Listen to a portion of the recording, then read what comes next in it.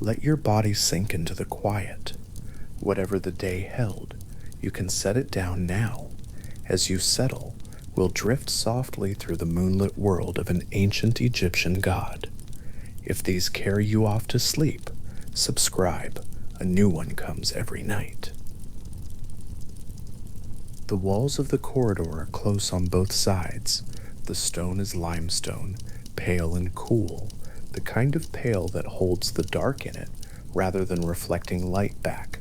Somewhere near the base of the Saqqara Plateau, inside the pyramid raised for the pharaoh Unas, the passage runs narrow and low, its ceiling corbelled upward in a tight angle, and on every available surface of that passage, from the floor's edge up to the highest point the stonecutters could reach, there are words. Column after column of hieroglyphic inscription, each sign cut shallow into the limestone and then filled with a blue-green pigment, the color of deep water or of malachite, a color that has not faded in approximately 4,300 years. If a lamp were brought close, the signs would emerge from the wall's surface, one by one, a seated figure, a bird with its wings folded, the curved arc of a horizon, a moon disk balanced on its crescent, and among those signs, among the oldest sustained religious writing that has been found anywhere on Earth, is a name. The name is Khonsu. It rests there in the stone with the same weight and stillness as everything around it. It was not placed there to be discovered. It was placed there because the walls of a king's burial chamber were, in the thinking of the Old Kingdom priesthood, the most permanent surface available, the surface most resistant to time, most insulated from the ordinary wear of the world above. To inscribe a name in the stone of a royal pyramid was to give that name a kind of structural permanence, a durability borrowed from the mass of the mountain placed over it. And so the name rests there still, neither faded nor erased, in a darkness that has been interrupted only rarely since the builders sealed the corridor and the desert slowly settled its sand back over everything around it. What the name records is not a king or a historical figure. It records a god, one of the oldest attested deities in the Egyptian tradition, carrying in his very name a description of what he was understood to be. The Egyptian root from which Khonsu takes his name is the root asterisk khans, asterisk, meaning to cross, to travel, or to traverse. Before anything else is known about this deity, before any image has been described or any story told, the name itself encodes his identity. He is the one who crosses. He is the traveler. He is the thing that moves from one side of the sky to the other, unhurried and inevitable, marking time by the arc of its own passing. The sky above Saqqara, on a clear night in any century, is a very wide sky. The plateau sits at the edge of the desert west of the Nile Valley, where the flat agricultural land gives way to the limestone escarpment, and then to open sand, and the horizon in every direction is unobstructed. A person standing on that plateau after dark, in the 3rd millennium before the Common Era, would have had no ambient light to contend with.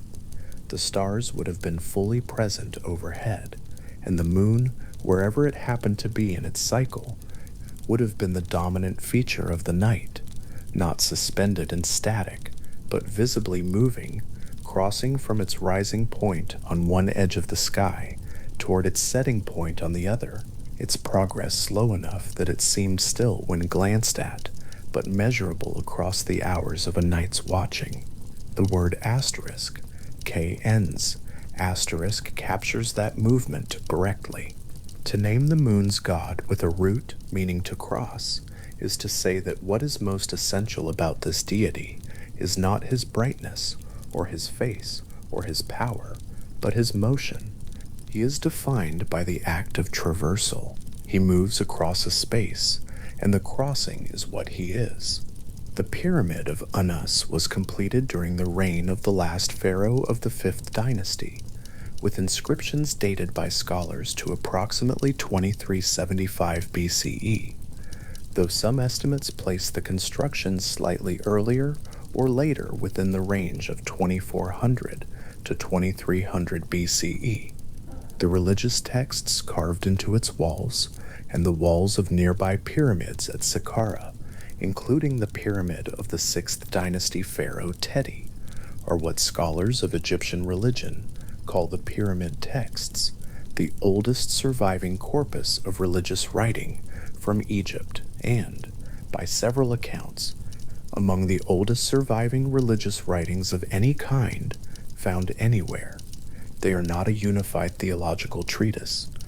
They are a collection of spells, invocations, declarations, and ritual formulae assembled to serve the specific purpose of securing the deceased king's passage through death and his arrival in the company of the gods. Each spell was placed in the burial chamber to function like a key, unlocking a door the dead king would need to pass through. Together they constitute a world, the earliest surviving picture of what the Egyptian priesthood understood the structure of existence to be. Within that world, in the oldest form his tradition preserves, Khonsu appears as something scholars have found notably different from the gentle healer and protective traveler he later became. In pyramid text spells, including spell 264, Khonsu is described in terms that the Egyptologist Eric Hornung, among others, has associated with a consuming lunar force, an entity whose function is predatory in a theological sense, assisting the dead king in absorbing the power of other divine beings, taking their strength into himself so that the king's own power is magnified for the journey through death. The language of the spell is not subtle. It frames Khonsu as an active, reaching force whose motion through the sky has an acquisitive quality, the moon waning not merely because its light diminishes, but because in this early theological framing, something is being consumed month by month. This early character is worth pausing on, not because it is alarming, it is not, held at the distance these very old texts require, but because it illustrates something particular about how Egyptian theological thinking worked across centuries. The pyramid texts were not widely accessible. They were sealed inside stone chambers, inscribed for the benefit of dead kings, and the cosmological ideas they encoded were not necessarily the ideas that a New Kingdom craftsman or merchant would have recognized as the Khonsu of his own daily understanding. Theology in ancient Egypt was not fixed. It accumulated, layered, transformed, absorbed new meanings without discarding the old ones entirely. The predatory figure in the pyramid texts and the gentle healer of the New Kingdom are in some sense the same deity, but the theological emphasis has shifted so completely that the two versions are barely recognizable as each other, without the through line of the name and the lunar identity that both carry. The limestone walls of Unis's pyramid hold the earlier version in their pigmented columns. The corridors are narrow enough that a person moving through them has no room to stand with arms extended. The ceiling, corbelled in its angular slope, comes closer overhead as the passage runs toward the inner chamber.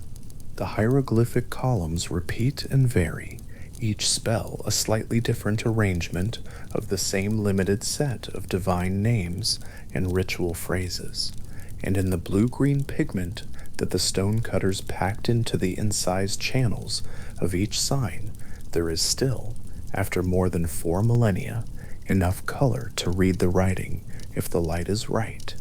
The name Khonsu appears among those columns not once, but in multiple iterations across the spells, embedded in the larger text the way a thread is embedded in a cloth, present throughout, part of the structure, not a decoration added afterward, but a material component of what the text was built to do.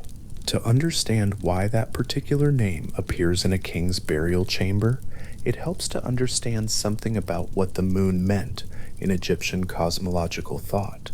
The moon was not simply a light in the sky, it was a timer. The Egyptian calendar was structured in significant part around lunar cycles. The month was a lunar unit, and the festivals that marked the sacred year were keyed to the phases of the moon with a precision that required regular astronomical observation over many generations. But beyond its calendrical function, the moon was understood as a body that died and was reborn each month, that diminished to nothing, disappeared entirely for several days, and then returned to fullness. This cycle, vanishing and returning, consuming its own light, and then generating it again, was one of the central templates in Egyptian thought for how death and renewal worked. A king who was dead needed to complete exactly this kind of journey, to move through the darkness of non-existence and return from it as something renewed and permanent. Khonsu, the moon that crossed the sky and waned to nothing and returned, was an appropriate divine presence in the chamber where that journey was understood to begin. There is a specific quality to the interior of a corbelled stone corridor in a pyramid that is worth inhabiting for a moment. The stone on either side is not rough. It was cut with precision. The courses of limestone blocks fitted closely. The interior walls dressed to a reasonably smooth finish before the inscriptions were applied. The blue-green pigment in the hieroglyphs was made from a mineral colorant, chosen not only for its visual quality, but for its association with vitality in the living world. In Egyptian symbolic thought, this color connected to growth, water, and the regenerative force of the Nile's annual flood. To inscribe the names of gods in that color on the walls of a burial chamber was not decorative, it was functional. The color itself was part of the spell's power. And so Khonsu's name in those columns is not merely text, it is a materially specific object made from stone and mineral, placed in darkness, intended to work. By the time the Middle Kingdom arrived, and then the New Kingdom with its extraordinary fluorescence of temple building, theological elaboration, and royal patronage of established cults, Khonsu's character had begun the transformation that would bring him to the form most familiar in later Egyptian art and religious practice. The consuming predator of the pyramid texts was not erased. Theological figures in Egypt were almost never simply removed, but new meanings accrued around the name. The god who crossed the sky began to be understood as a god who protected those who made crossings of their own. Travelers moving through dangerous terrain at night, soldiers moving through unfamiliar territory on campaign, merchants carrying goods along routes that became treacherous after dark. The moon that had once been figured as something that consumed its own light was now increasingly understood as a god who dispensed his light to those who needed it below, a healer, a guardian, a presence that moved above the world with a particular attention to those who were vulnerable within it. This transformation was not driven by theological argument alone. It was shaped in significant part by Khonsu's absorption into a specific divine family, the grouping that scholars of Egyptian religion call the Theban triad, the theological household of Amun, Mut, and Khonsu, which became the dominant religious structure of New Kingdom Egypt, and whose institutional power was concentrated in the vast temple complex at Karnak. Within that family, Khonsu occupied the position of the divine son, and the role of divine sonship in Egyptian theology carried very specific connotations of renewal, protection, and the continuity of cosmic order. The son was the guarantee that what had existed before would continue. He was the carrier of the Father's power into the next generation of the world. For a lunar deity already associated with cyclical return, This genealogical position was almost perfectly matched to his existing theological identity. The moon that waned and returned each month found in the role of the divine child an institutional expression of that same essential movement. It is worth pausing here before moving any further to be precise about something that is easy to blur when speaking about Egyptian moon deities. Khonsu was not the only god in the Egyptian tradition understood to have a connection to the moon. He was not even the only god whose identity was substantially lunar. Two other figures shared the moon's sky, each occupying a distinct domain within what the tradition understood the moon to be and to do, and the three of them are not interchangeable. To conflate them, or to treat one as a replacement or extension of the others, would be to lose something specific about how carefully the Egyptian theological imagination divided the work of the heavens. The first is Aya. The name itself simply means moon in the Egyptian language. Aya was the direct elemental personification of the lunar body. The moon as a physical presence in the sky, stripped of narrative or function. If the moon is understood as a thing, a celestial object, a disk of reflected light moving through the night, then I is the name the tradition gave to the divine identity of that physical thing.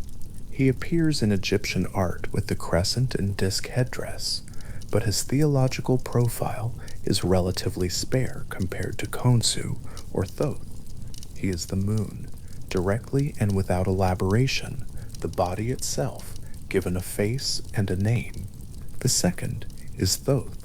His lunar identity is substantial and well attested, but it is organized around the moon's function as the keeper of time, the counter of days, the measurer of months, the god of scribal knowledge, of record keeping, of the precise mathematics of the calendar. The moon that Thoth embodies is the moon as a chronometric instrument, a mechanism by which the passage of time is tracked and recorded. He is the scribe's moon, the accountant's moon, the moon whose phases are columns in a table being filled in by a careful hand. His associations with writing, with wisdom, with the recording of divine judgment, all flow from this same root, the moon as the device by which time is measured and knowledge is organized. Khonsu's lunar identity is neither of these. He is not the elemental body, and he is not the calendar. He is the traveler. He is the protective presence that moves across the sky, that marks time by its crossing rather than its counting, that attends to those who make difficult journeys beneath its light. His healing function, which becomes prominent in the New Kingdom and Ptolemaic periods, be connected to this same essential character. The healer moves toward the afflicted, crosses the space between health and illness, traverses the threshold between ordinary existence and the diminished condition that illness creates.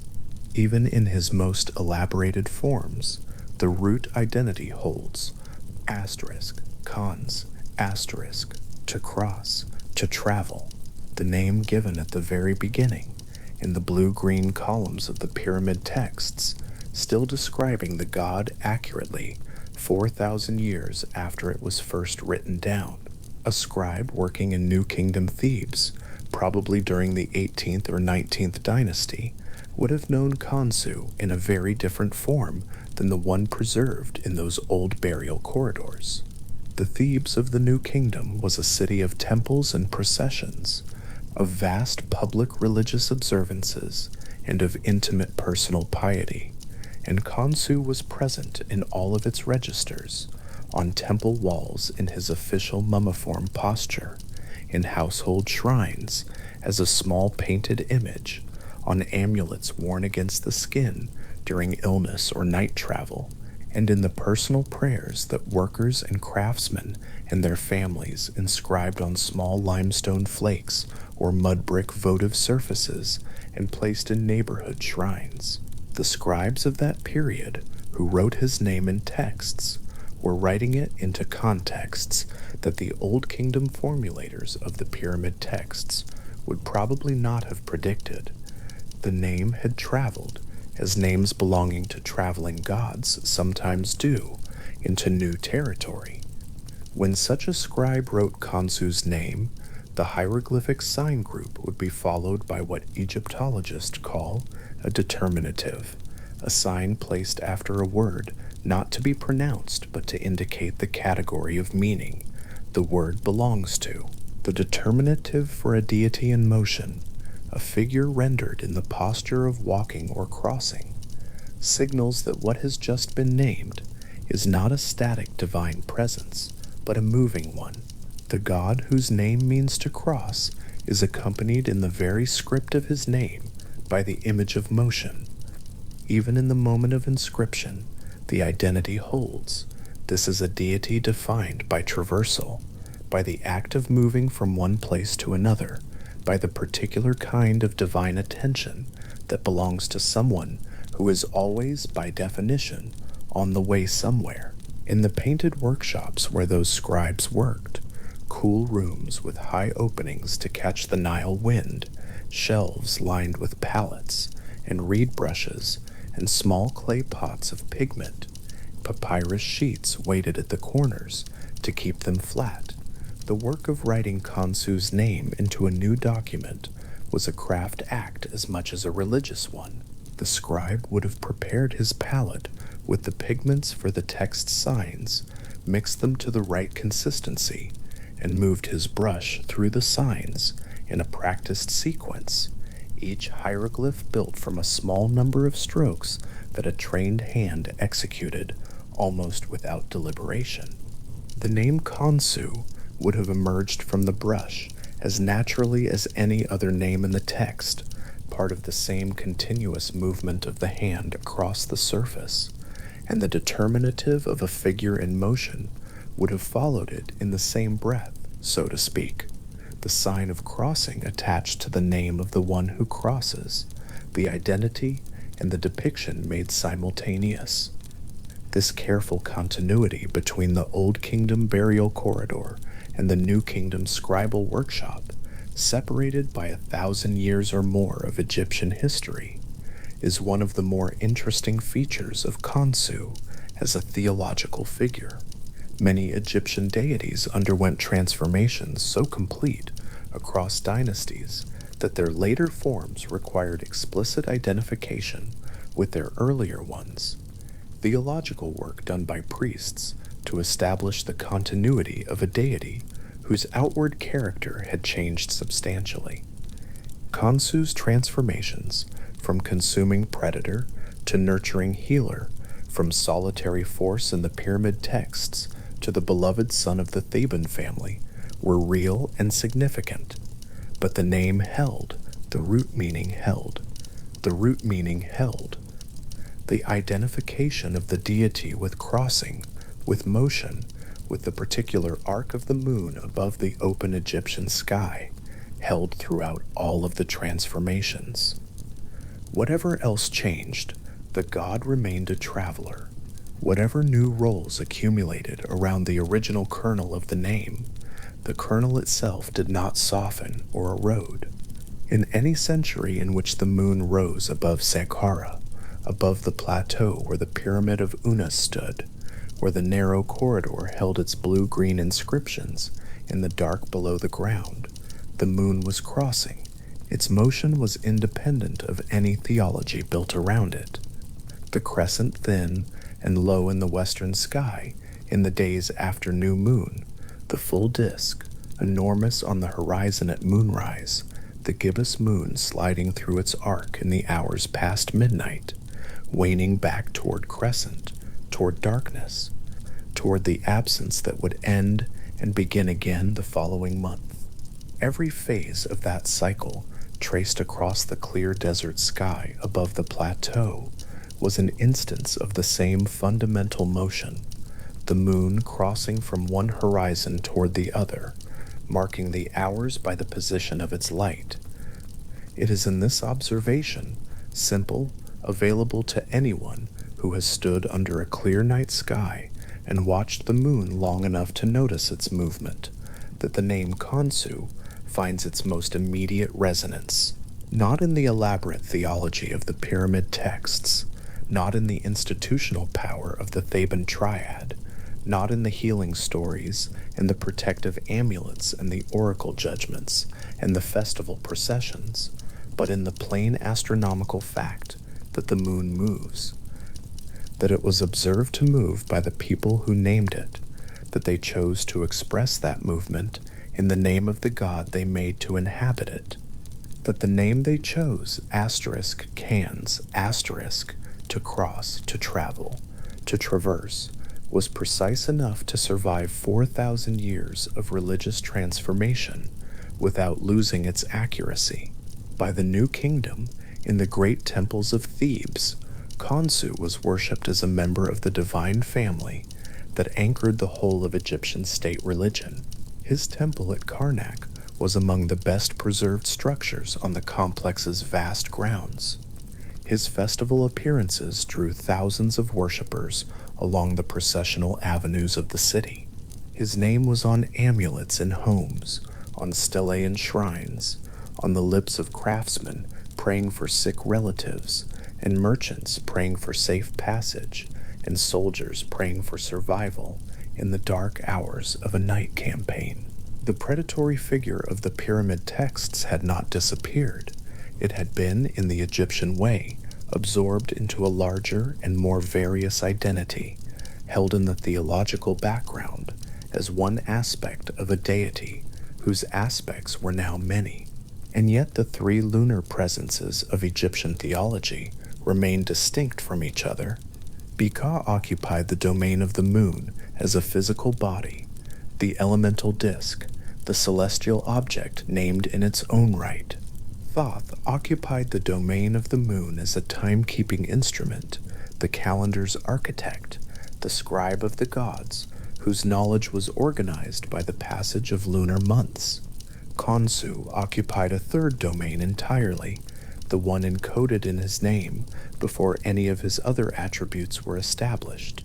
The moon as motion, as crossing, as the deliberate arc of a traveler who has somewhere to go and who crosses the dark space of the sky to get there. The Egyptian sky, understood in this way, was not undifferentiated. It was divided, as the Egyptian tradition divided nearly everything, into careful domains with distinct presiding intelligences. The moon did not have a single divine identity. It had several, each attending to a different facet of what the moon was and what it did.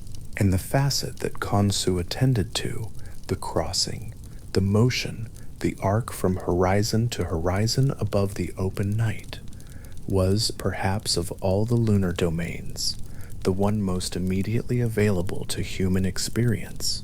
Anyone who has walked in darkness and been grateful for moonlight has, in some way, shared the thing that the tradition was trying to name. The light that made the road visible was the light of a god in motion above them. The light that traveled toward them across the desert sand and the river surface and the flat fields of the valley was not static. It was the reflection of something crossing the sky, something that would be elsewhere by morning, something that moved with the particular unhurried deliberateness that the Egyptians encoded in the name clans. To call the moon by that name was to make its motion legible, to give the crossing a character, to transform the astronomical fact of a lunar arc into a theological presence with intentions and identity. In the dark inside the pyramid of Unas, in the narrow corridor where the blue-green signs have waited in the limestone for 43 centuries without particularly requiring discovery, the name is still there. The columns of the pyramid texts run from floor to ceiling on both sides, and somewhere in those columns, in the formal arrangement of a spell designed to function in the dark, Khonsu's name sits in its place. The pigment has not faded into the stone. The signs are legible. The meaning has not changed. Outside, Above the plateau, the sky does what it has always done. The moon, wherever it is in its cycle, crescent or gibbous, or full or absent, follows the arc that was noticed before the inscriptions were made, before the pyramid was built, before the name asterisk, KHNs, asterisk was formally attached to the figure understood to inhabit that motion. The crossing is older than the word for it, but the word once made proved durable enough to carry the observation forward into an extraordinary long accumulation of theological thought, artistic practice, and human devotion. The traveler named before the stars were counted, the moon god whose name was also a description, the deity whose earliest identity was encoded not in a deed or a story, but in the plain mechanics of the sky he moved across. 3 distinct figures occupied the Egyptian night. One named the lunar body directly, the elemental disk above the desert, the physical thing the tradition called Ea. One organized the lunar cycle into the careful columns of the calendar, gave the months their structure, kept the scribal record of time's passage, the moon as Thoth knew it, precise and administrative. And one crossed the open sky from east to west and back again, month after month, in the arc that had been observable since before there were names for anything, carrying the name that described the crossing in its very root, Khonsu, the wanderer, the traveler, the one who moves across. Each of the 3 attended to a different aspect of the same celestial body. Each held a different piece of what the night meant. And in their distinctness, in the precision with which the tradition divided the moon's meaning among them, there is something to consider quietly. The care that went into it, the patience, the long attention to the sky that made such careful distinctions possible in the first place. The figure on the wall is wrapped from the chest downward in white linen. That is the first thing. The wrappings are smooth and close, rendered in flat white pigment applied over a pale ground, and the line where they begin just below the chest is clean and deliberate, a boundary the artist placed with care. Above that line the body is bare. The skin is painted in the pale gold of moonlight on limestone, a color mixed from orpiment and white calcite, according to the conventions of the workshop that produced this particular panel, and the tone is distinct from the warmer, more orange-tinted skin of the standing human figures nearby. It is cooler than that, more like the specific quality of light that arrives at a pale stone surface 2 hours after sunset, when the sun is long gone and the moon has risen fully and the shadows lie flat and still. This is Khonsu. His body stands in the mummiform posture, upright and contained, his arms not visible at his sides because the linen wrappings have gathered them against him, the way a tightly wrapped form holds its own interior stillness. He is not restrained. The wrappings are not a confinement. In the visual language this artist worked within, the mummiform form carried a specific meaning. The contained form was also the renewed form, the thing that had passed through its transformation and returned to itself. The image is not of ending. It is of what comes after ending, which the Egyptian tradition understood as a different kind of beginning, and so the figure wrapped in white stands with the composure of something that has already moved through the difficult part, and is standing now on the other side of it. The side lock of youth curves against his cheek. It falls from the right side of his head, a single braided lock of hair descending past the ear and resting against the pale golden skin of his jaw, its tip brushing his shoulder. In the Egyptian artistic tradition, the side lock was the mark of the divine child, worn by Horus in his childhood, worn by Iphi, the son of Hathor, worn by certain representations of the young solar deity. It was a visual statement about a figure's nature rather than their age, because the deities who wore it were not young in the way a human child is young. They were perpetually in the condition of renewal that childhood represented, figures whose nature was to be continuously arriving, continuously beginning again. Khonsu wears it precisely. The braid is painted in the same deep brown used for human hair throughout the relief, and it is detailed enough that individual plaits are suggested by fine scored lines running the length of the lock before the pigment was applied. The paradox of his appearance was understood, and it was intentional. A mummiform body speaks of the completed cycle, the transformation already accomplished. A child's sidelock speaks of the cycle beginning again. Both images are present simultaneously in the same figure, on the same wall, representing the same deity, and the tradition did not treat this as a contradiction requiring resolution. The moon empties to nothing each month and then returns to full. The figure who embodies the moon carries both of those states at once, wrapped and renewed in the same instant, and the sidelock and the linen wrappings together make that statement in visual terms more economically than any text could. Above all of this, the headdress rises. It begins with the crescent. The crescent is depicted in profile here, upturned at both tips, its concave face turned upward to hold what rests within it, which is the full disk of the moon, a perfect circle rendered first in thin layers of white, and then finished with gold pigment brushed on in the final stage of painting so that it catches light differently from the flatter surfaces around it. The crescent sits beneath the disk like a cradle, or like a bowl, or like the horns of something that has come to rest. The disk rests in it. The combined image, crescent below, full disk above, places two lunar states in the same object, as the mummiform body and the sidelock place two temporal states in the same figure. The waning moon and the full moon are shown together, not in sequence but at once, held in the single form of the headdress that Khonsu has worn in representations spanning more than 1,000 years. The gold of the disk is particular. Egyptian artists working in the New Kingdom temple workshops had access to a range of yellow and gold pigments, or mount for the paler golds, yellow ochre for warmer tones, and actual gold leaf for surfaces where luminosity was the primary requirement.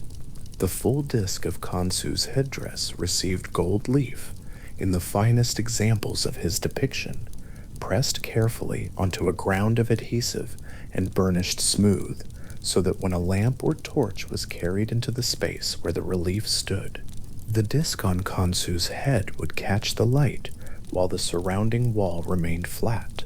The effect was not decorative in the way that word is sometimes used to mean incidental. The luminosity of the disk was the point.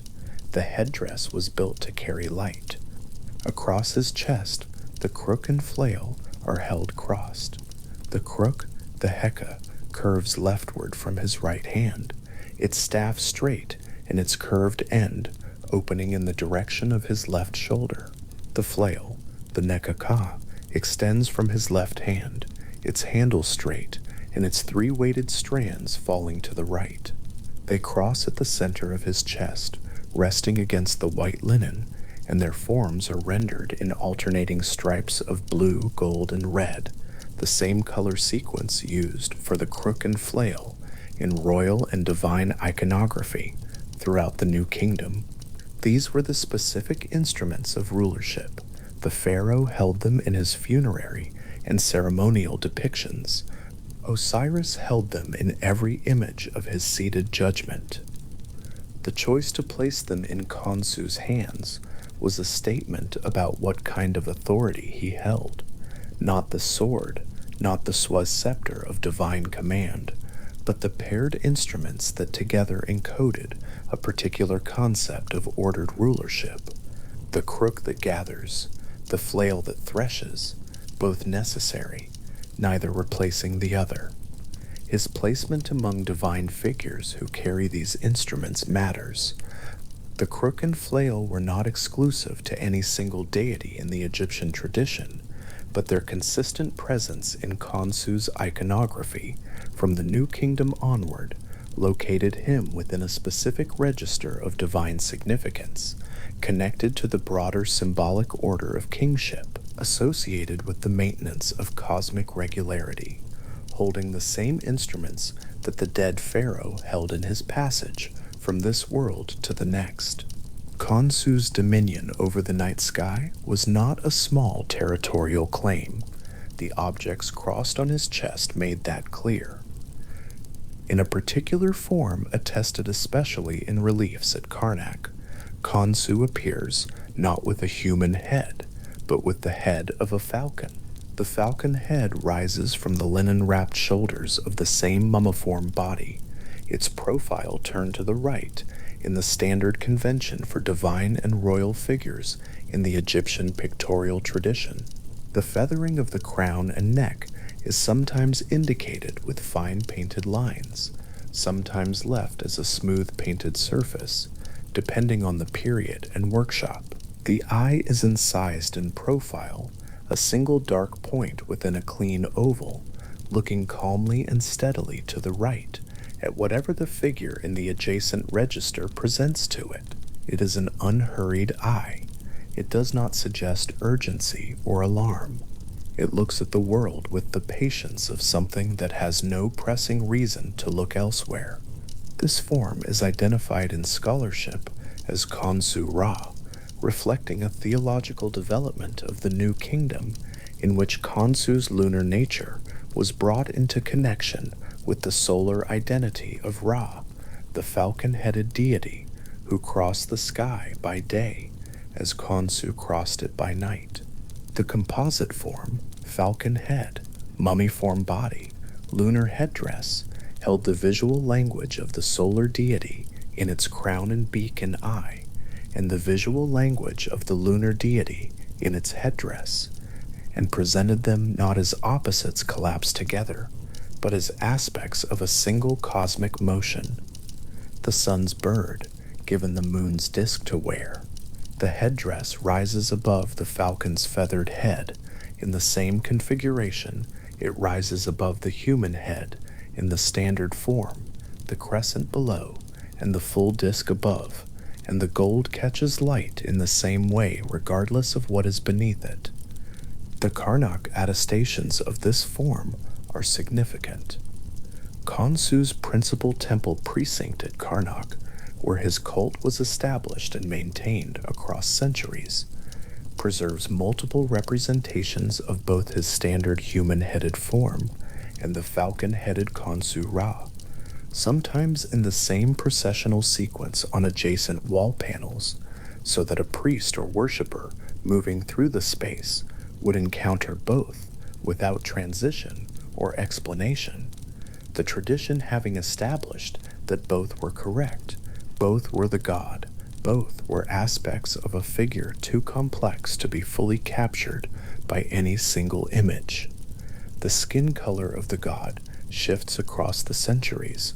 In New Kingdom temple reliefs, including the major preserved examples at Karnak, Khonsu is most standardly shown with skin in a pale yellow or golden tone, lighter than the standard reddish-brown used for active male human figures, distinct also from the blue-black used for Osiris in certain funerary contexts.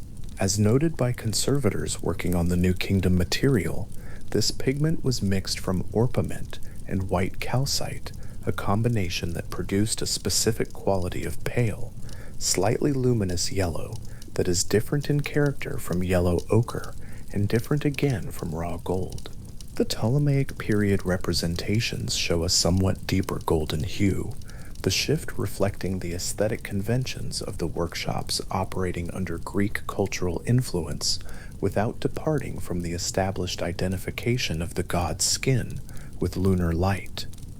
Earlier representations, particularly those predating the consolidation of Khonsu's iconographic program in the New Kingdom, sometimes depict him in the standard reddish-brown used for male divine and human figures throughout much of Egyptian art history, the lighter and more lunarly specific tone not yet having been consistently established. What this means is that the color of Khonsu's skin, like several other elements of his depiction, is something that settled into its most recognizable form gradually, through accumulation of practice across many workshops and many generations of artists who were working within a tradition they were simultaneously extending. The pale gold was not decreed from a single moment.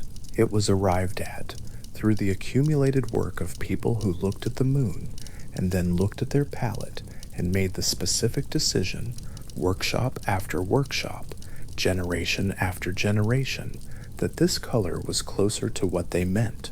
Across a stretch of wall in a long temple corridor, several representations of Khonsu can sometimes be found in adjacent panels spanning different dynastic periods. The figures are nearly identical in their basic structure: the mummiform wrappings, the sidelock, the crook and flail crossed at the chest, the crescent and disc headdress, the same processional posture, the same scale relative to the human figures presenting offerings before him, the same ground line beneath the feet. The attributes that constitute the god's recognizable form have been reproduced with a consistency that across several centuries of production amounts to something deliberate. Egyptian temple artists were not copying the same original. They were working from a shared understanding of what this figure looked like, maintained across generations, held in the training and practice of the workshop tradition, stable enough that the god remained recognizably himself. Whether the panel was painted in the reign of Ramesses III or in the Ptolemaic period, centuries later, the slight variations are there. When closely examined, the exact proportion of the crescent's curve, whether the sidelock is shown in detail or is a smooth, simplified shape, the particular value of the gold on the disc, the color of the skin shifting across the range of yellows and reddish browns, depending on the period and workshop. These variations are the trace of time, the small, almost involuntary record of changing hands, changing conventions, changing availability of pigments, and changing workshop practices. They are the only place in an otherwise remarkably stable iconographic program where the centuries are legible. Now consider the crook more closely. It is a small object in the overall composition of the figure, pressed against the white linen of the chest. The curve at its top is gentle, not exaggerated, and the staff below it is straight. In the most carefully executed reliefs, the stripes of its coloring, blue, gold, red, repeating, are fine enough to suggest the careful winding of different materials around a central core, the way actual crooks and flails held in temple inventories were made from wrapped and gilded materials. The depiction is precise enough to indicate that the artists who made these images were familiar with the actual objects, had possibly handled them or seen them handled, and were not working from a purely conventional sign, but from a memory of a physical thing. The flail beside it is more complex in form, its 3 strands depicted falling away from the handle in a slight fan, each strand finishing in a weighted tip that in the best preserved examples is rendered as a small distinct form rather than a simple terminal dot. In the striped coloring of the handle, again blue, gold, and red, it matches the crook precisely, so that the 2 objects pressed together at the center of the chest read as a pair. They were always a pair. The tradition never depicted one without the other in Khonsu's standard iconographic program. Whatever the crook meant alone, it required the flail beside it before the full meaning was complete. There is a documentary note from a conservator working on the New Kingdom material at Karnak that records the pigment analysis of the pale yellow used on Khonsu's skin in that portion of the relief program, the note specifying that the mixture was orpiment and white calcite, distinct from the yellow ochre used elsewhere on the same wall for differently valued surfaces. The distinction matters not because it changes the image, but because it confirms that the choice was intentional, made at the level of material selection by the person or people who mixed the paints and decided which surfaces received which colors. The moonlit quality of the god's skin was not an accident of available pigment. It was a decision made with the specific material that produced the specific result the tradition required. Khonsu, in his most complete form, as the full iconographic program presents him, is the accumulation of all of these elements held at once: the linen wrappings, the sidelock, the crook and flail, the headdress with its crescent and disc, the pale gold of moonlit skin, the contained upright posture. Each element carries a meaning within the convention it belongs to, and the meanings are not in conflict with each other. They are arranged, the way the elements of a carefully composed text are arranged, so that each part modifies and extends the others. The wrapped body speaks of renewal. The sidelock speaks of perpetual beginning. The crook and flail speak of ordered authority. The headdress speaks of the moon in two of its phases held together. The skin speaks of the quality of light the moon produces. All of this is present in the image of a figure standing on a ground line in a painted temple relief, and all of it was understood, at least in its general outlines, by everyone who entered the space where the image stood. There are the falcon-headed variants and the composite theological forms. There are the earlier reddish-brown depictions and the later deepened golds of the Ptolemaic period. There are the fine workshop productions in the major Karnak reliefs and the simpler, less detailed versions found on small votive, objects, and household amulets. But across all of this variation, the structure of the image holds the mummiform body, the sidelock, the headdress, the crook and flail.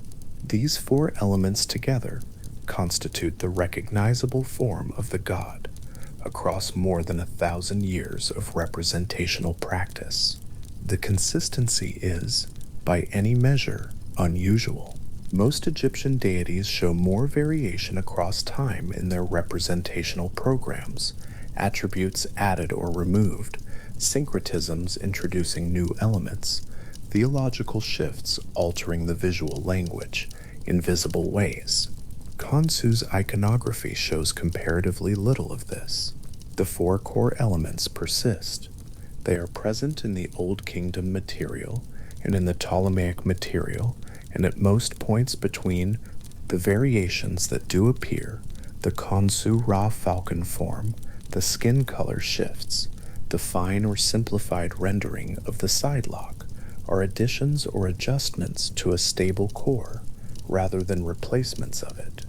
The god's appearance was, by the standards of a tradition that permitted a great deal of iconographic flexibility, carefully and persistently maintained. One way to understand this is through the nature of what Khonsu represented. The moon's appearance is itself remarkably consistent. Every month it empties and fills by the same progression.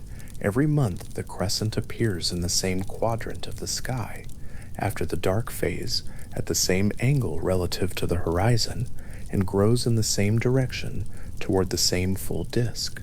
The moon does not vary its form the way weather varies, or the way the Nile's inundation varies year to year. It is regular. Its cycle is the cycle on which the Egyptian calendar was partially built, and on which a great deal of Egyptian ritual life was organized. The god of the moon was the god of something that looked the same month after month, year after year, century after century. His iconography may have followed the same logic.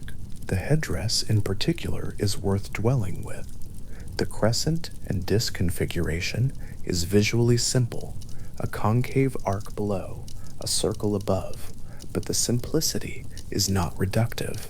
The two forms together show the moon in a relationship with itself that requires the full cycle to understand. The crescent is the moon becoming, the disk is the moon complete. Neither alone is the full meaning. Together they show the relationship between the partial and the whole, and the headdress places Khonsu permanently at the point where both are present, not moving from one to the other, but holding both at once, as the deity of the cycle, rather than any single phase of it.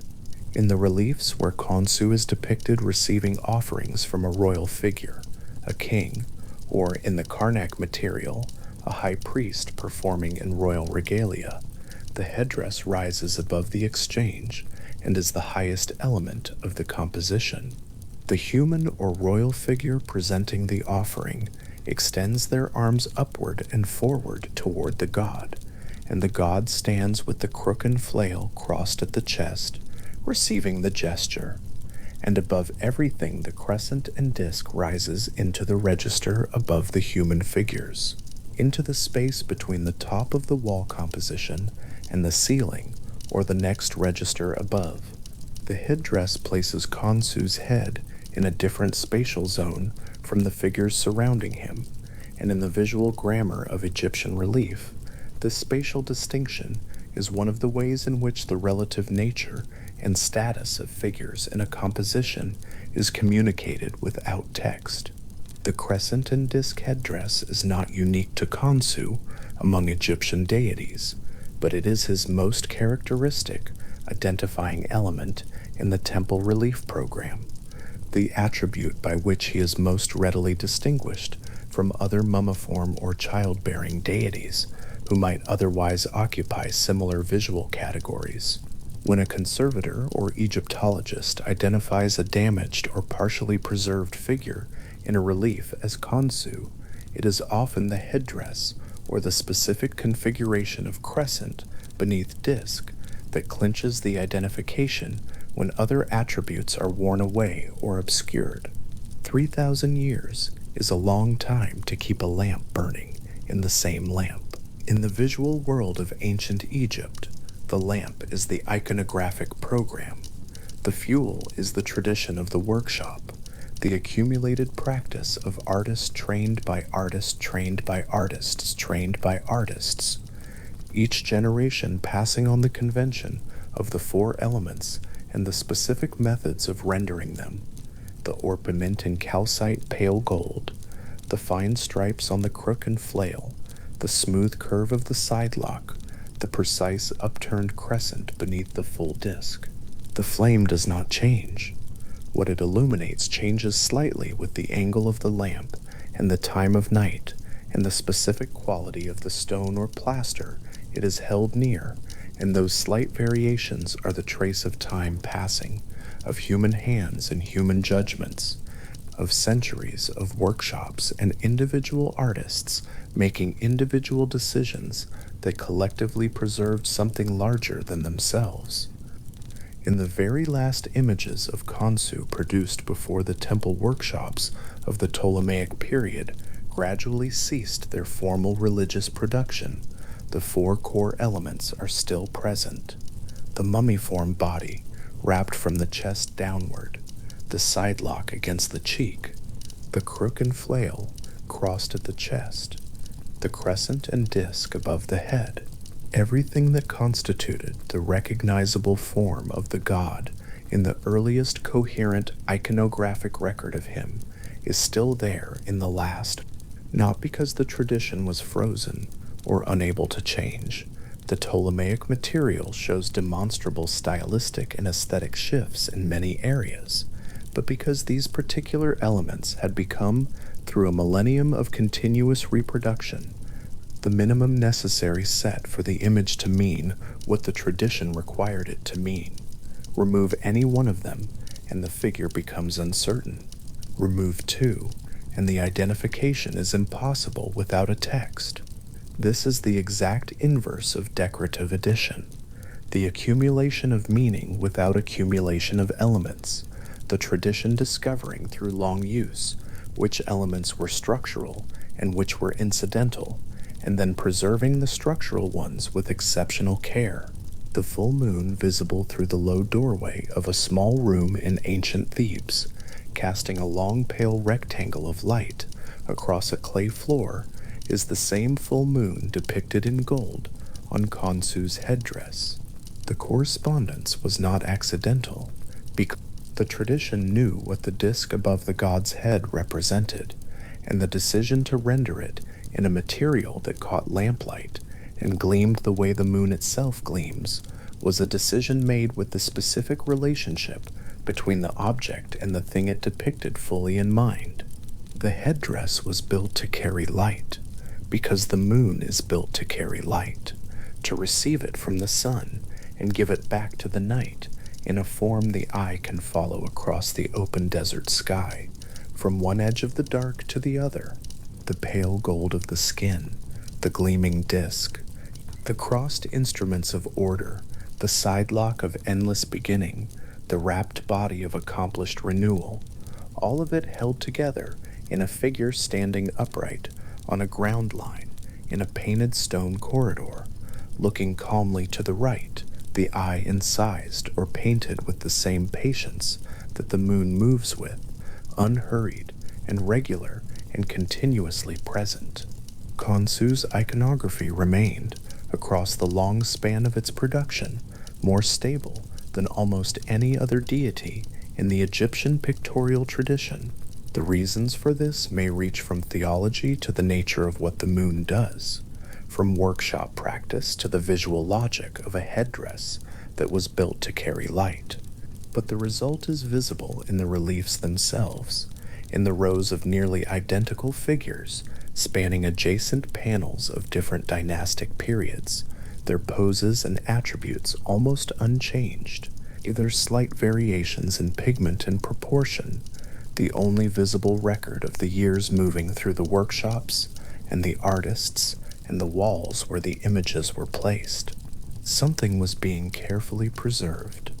The flame of a particular image, the specific way of depicting a specific deity whose domain was the regular, returning, consistent light of the moon.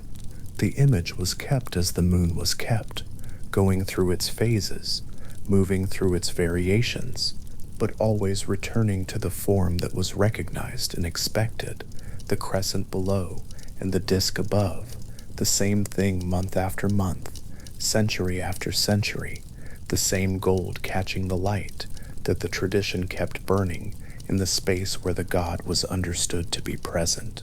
The enclosure wall of Karnak runs for half a mile on its longest side, and from across the Nile at dusk, with the river between the viewer and the stone, the whole complex appears as a single low mass against the sky, a pale continuous line of worked limestone settling into the last of the evening light.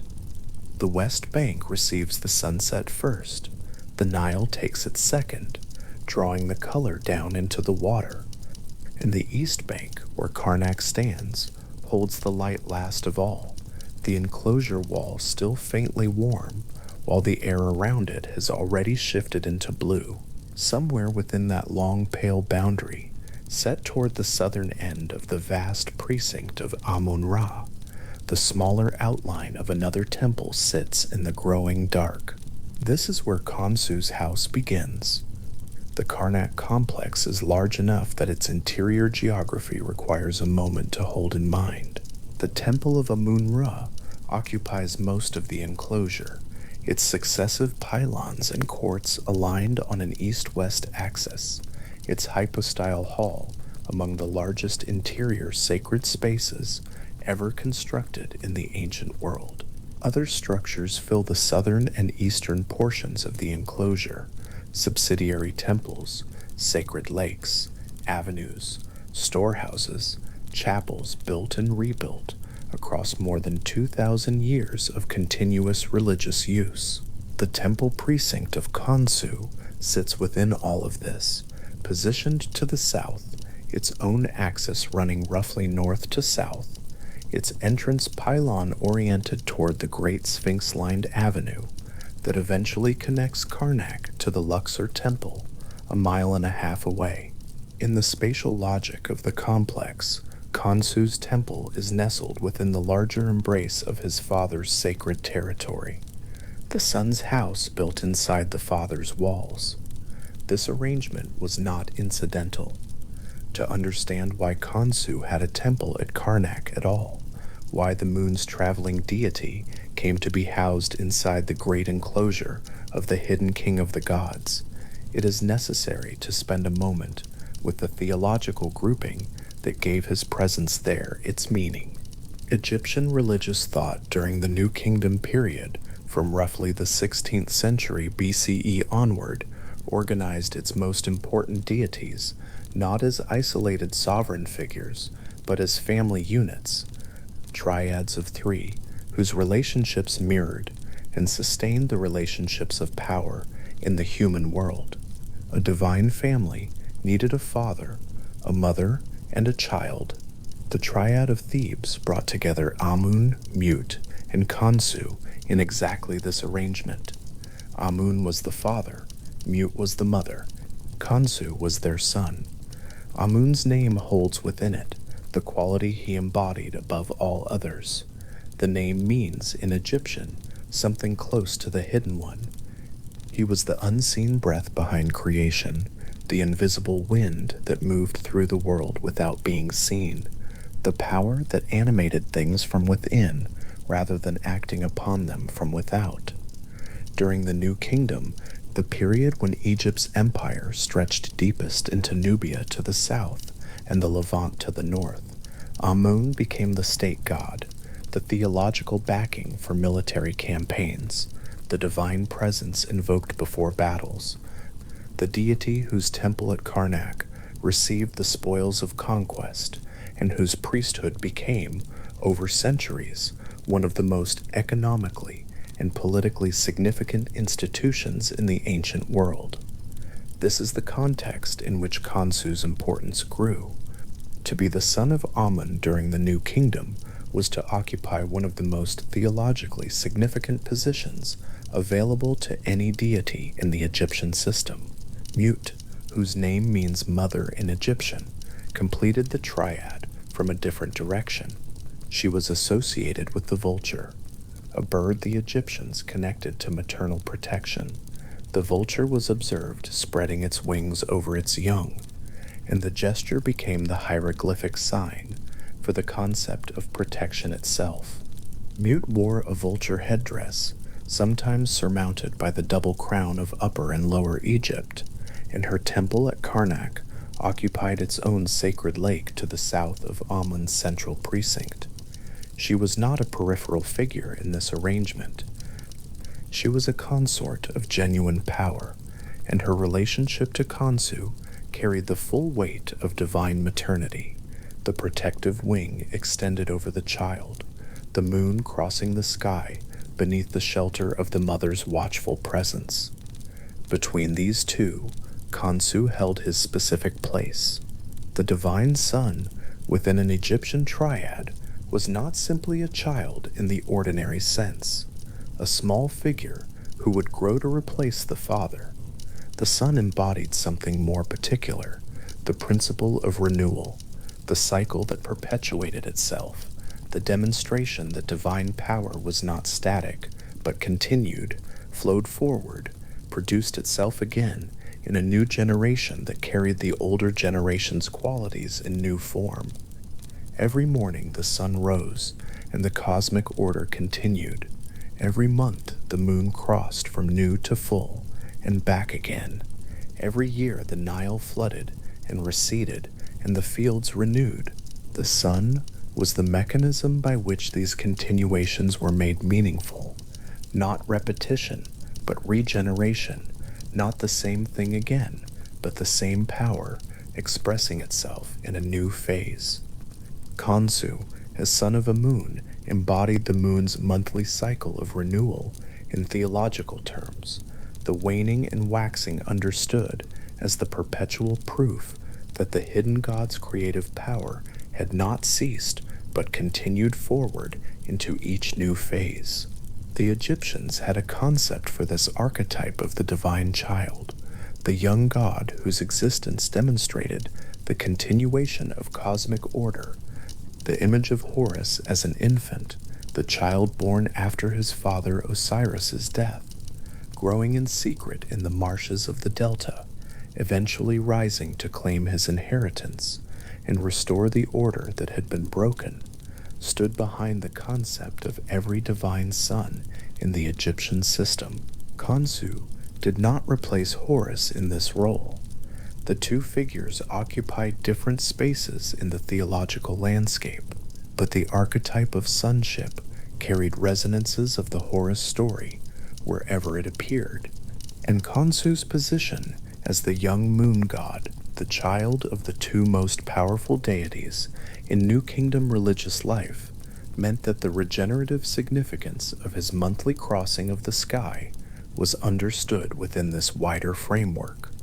His birth and growth were the moon's waxing, his diminishment was the moon's waning, and his return was not loss, but preparation for what came next. The temple built for Khonsu at Karnak was primarily constructed during the reign of Ramesses III, who ruled in the 20th dynasty from approximately 1186 to 1155 BCE, a pharaoh whose building programs were considerable and whose devotion to the traditional forms of Egyptian religious practice was expressed in stone on a significant scale. Later rulers contributed to the temple as well. Ramesses IV added to it. Ramesses XI continued the work, and the high priest Herihor made notable additions during the Third Intermediate period that followed the New Kingdom's close. The temple thus accumulated its present form across several centuries, each generation adding to what stood before, the building growing around its original core, the way a tree thickens around a center that was once a sapling.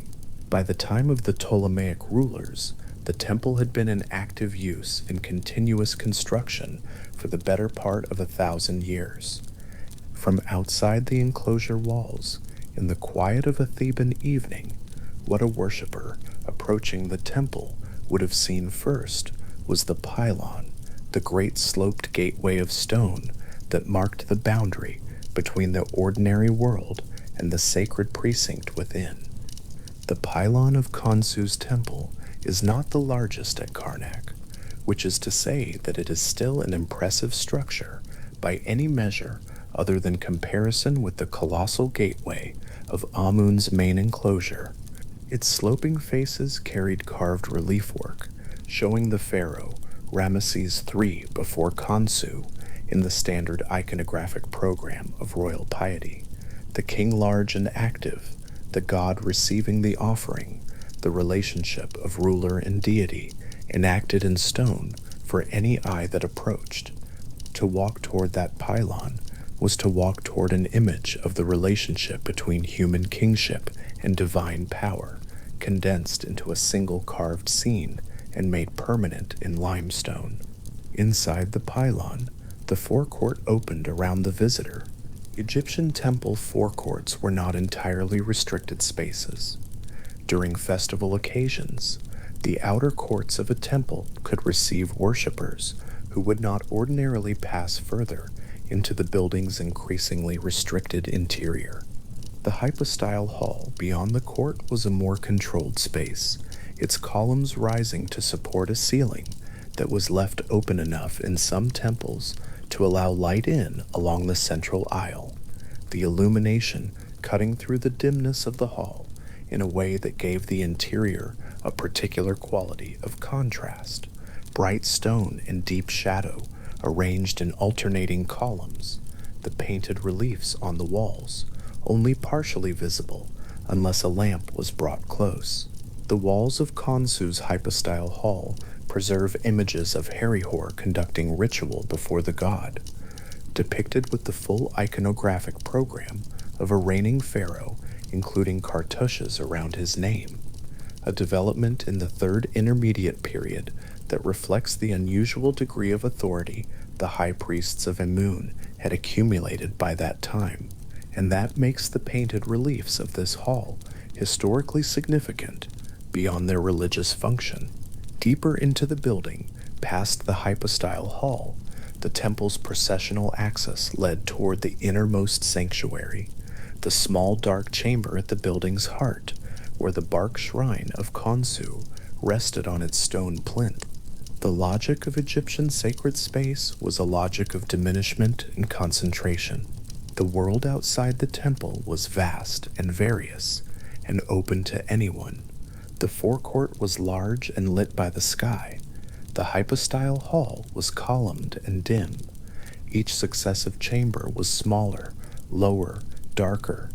By the time the axial movement through the building reached the sanctuary, the space had contracted to something close and precise, a room barely larger than what was needed to contain the shrine and the priests who tended it, the walls coming in on all sides, the ceiling coming down, the light reduced to what a lamp could provide.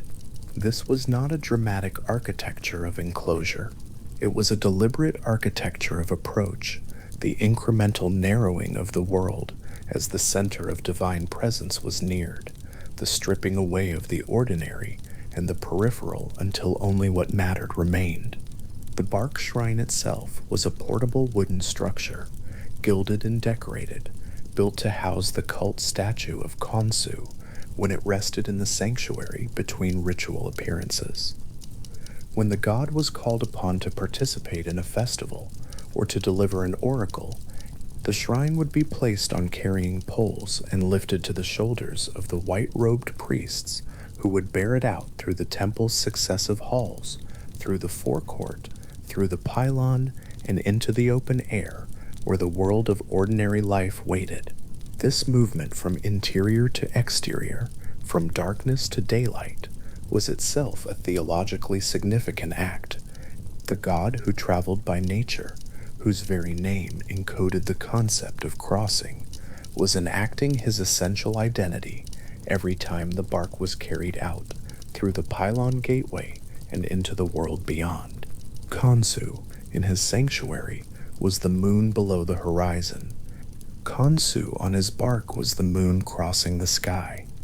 The Opet festival, which the Egyptians observed annually during the second month of the inundation season, when the Nile flood was at or near its height, was among the most significant religious occasions in the Theban religious calendar.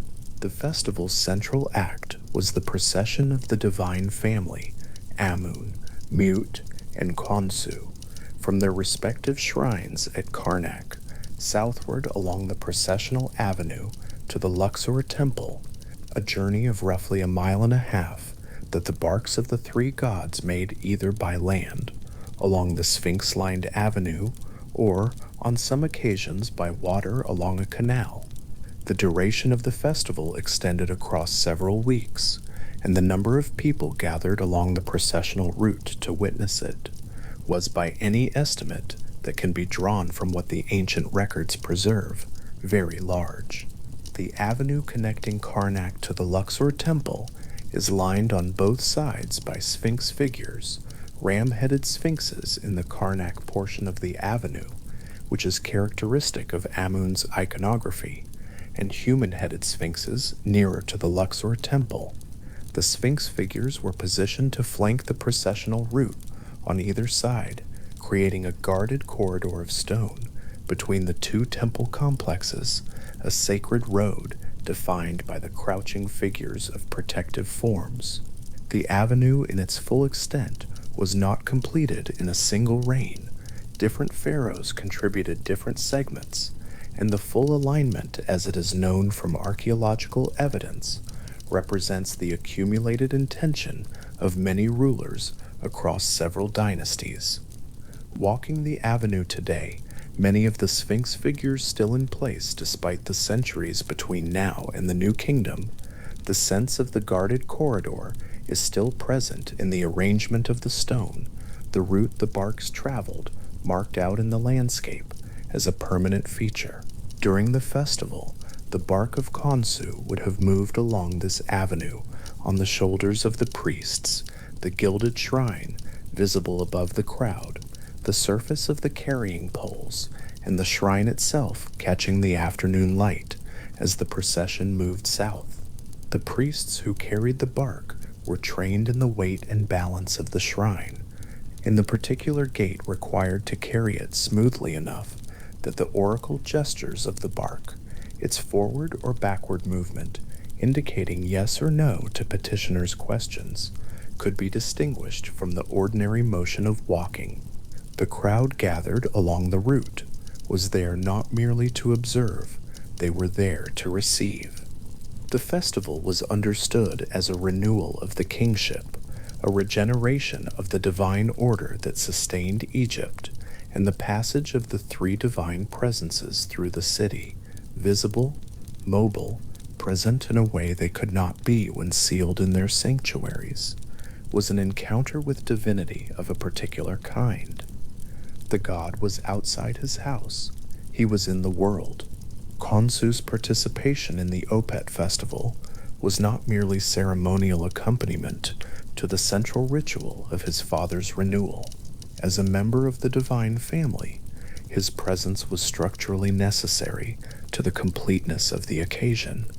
Egyptian theological logic held that the triad functioned as a unit. Father, mother, and son together constituted the full expression of the divine order they collectively embodied. To carry Amun and Mut without Khonsu would have been to enact an incomplete procession, a family with the child absent, a moon missing from the sky during a festival whose whole purpose was the demonstration of cosmic and royal continuity. Khonsu's compact mummiform form on his golden bark, his crescent and disc headdress rising above the shrine, was not a supplementary detail. It was part of what made the festival whole. The Memphis triad, Pitta the craftsman god, Sekhmet the leonine goddess of power and healing, and Nefertem the young god of the blue lotus, offered a parallel arrangement in Upper Egypt's northern counterpart. Pitta and Sekhmet and their son Nefertem occupied the same familial structure: the powerful father, the formidable mother, the child whose nature expressed something of both and carried the family's combined significance forward into a new form.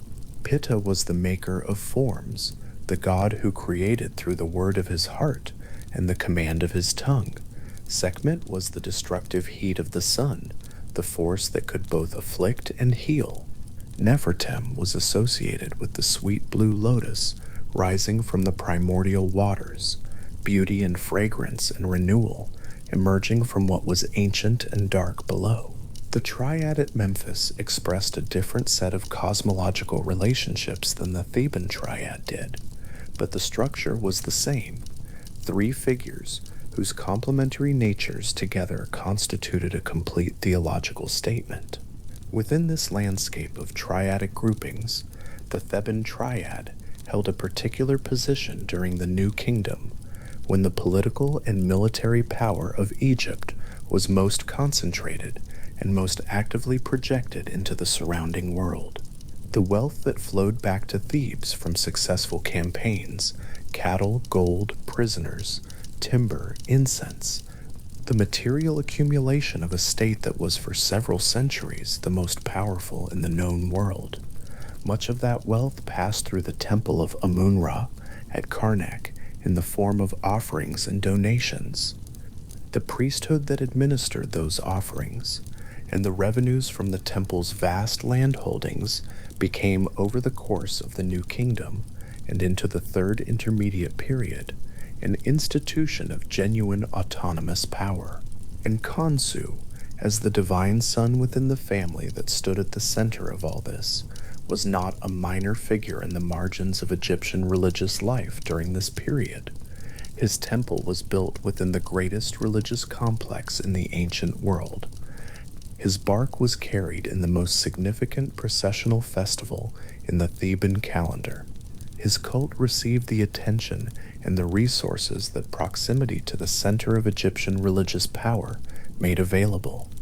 This is what it meant for Khonsu's character to be expanded and deepened during the New Kingdom. Not merely that theologians wrote more about him, though they did, and not merely that more temples were dedicated to his worship, though that too followed. It meant that the resources and institutional attention of the most powerful religious establishment in ancient Egypt were directed toward elaborating who Khonsu was and what he could do. The healing function that became so central to his new kingdom identity, the protective role extended to travelers crossing the desert beneath his moonlight, the oracle function that made his bark a living instrument of divine judgment. These dimensions of Khonsu's character were not separate from his position in the Theban triad. They grew within the fertile ground of his family's prominence, watered by the same streams of theological attention and institutional investment that made Karnak what it was. The oracle function deserves a particular moment of attention here because it illustrates something about the relationship between Khonsu's identity as a traveler and his role within the cult at Thebes. An oracle, in the Egyptian understanding, was a mechanism by which the divine will could be made available to human questions.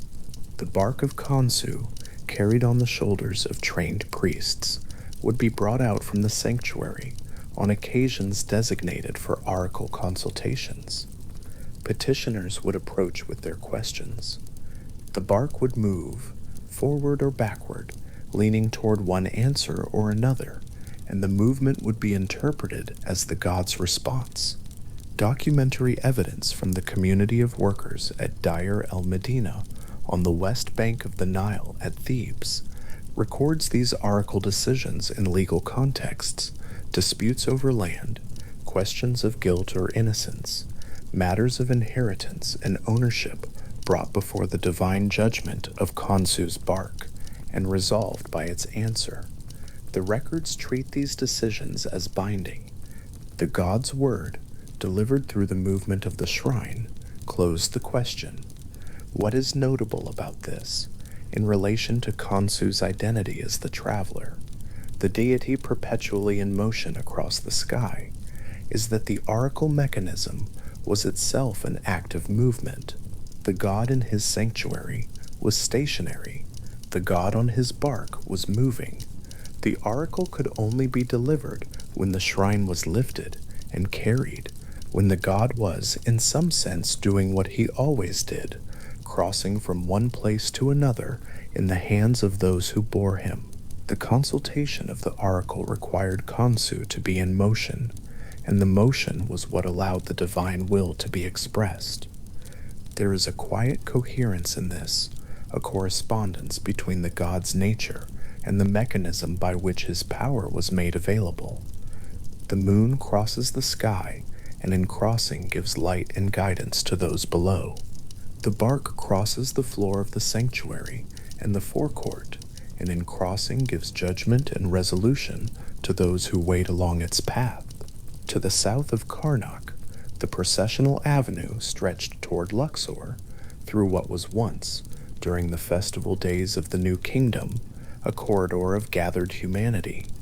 The Sphinx figures in their rows, the sound of sistrums, the rattling, rustling percussion of the festival, the sound that attended the movement of the divine barks along the route, the smell of burning incense carried on the air from the censers that the priests swung as they walked, the blue smoke drifting back over the crowd, and within all of this, three divine presences moving through the city they governed, completing the journey that the festival required, the hidden king and his wide-winged consort, and their traveling moon of a sun making their way together down the stone-flanked road toward the southern temple, where the renewal of kingship waited to be enacted.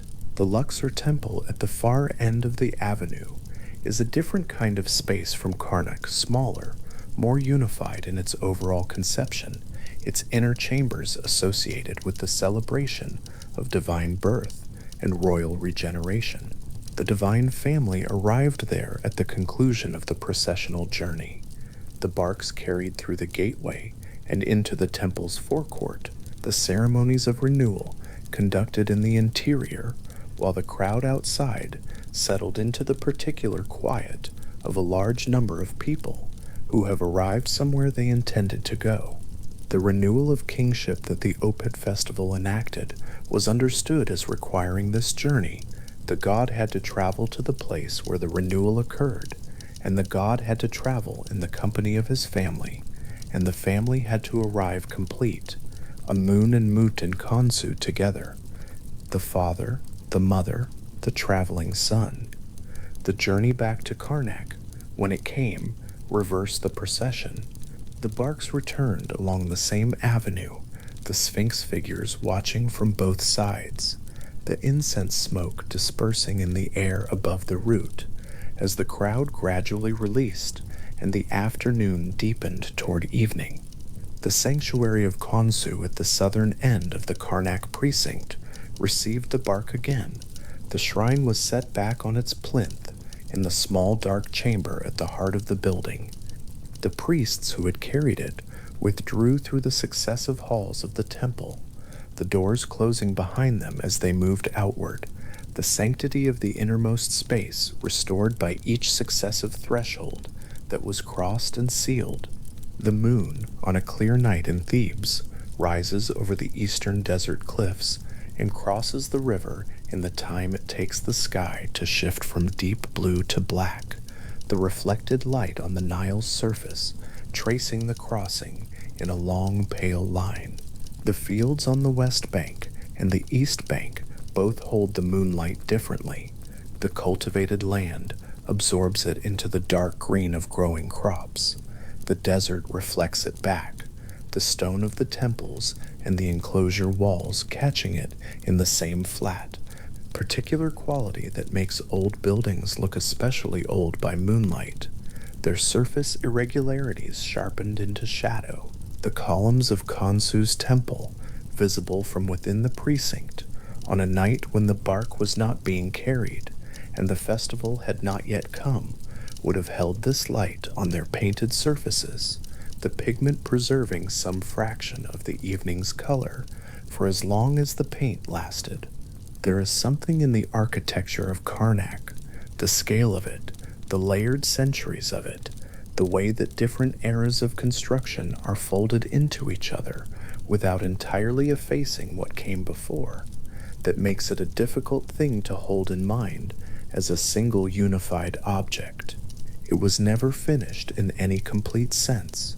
It grew and continued growing, and the additions made in one century were built beside and sometimes over the structures of the century before, and the whole complex at any given point in its history represented the accumulated theological intention of a very long tradition expressing itself in stone. Khonsu's temple within this accumulation is one coherent thread, a building with a specific axis, a specific program, a specific dedication, but it sits within a fabric made of many such threads, each belonging to a different deity, or a different king, or a different theological elaboration of what the central tradition meant. What the southern position of Khonsu's temple within the Karnak precinct made visible, in spatial terms, was the relationship between the Son and the Father. The great temple of Amun-Ra lay to the north and occupied the central axis of the enclosure. Khonsu's temple was situated at the enclosure's southern boundary, connected to the great avenue that led toward Luxor. In the spatial arrangement, Khonsu was not behind his father, not within his father's shadow, but positioned at the threshold where the precinct met the processional world, the point where the enclosed sacred space opened toward the road along which the divine family traveled. The Temple of the Traveler was, in the geography of Karnak, built at the place where the traveling began. The Opet festival was not the only occasion on which the divine family of Thebes moved through the city together, though it was among the most elaborate and most widely observed. Other festivals throughout the Theban calendar brought the barks out at different intervals and for different purposes.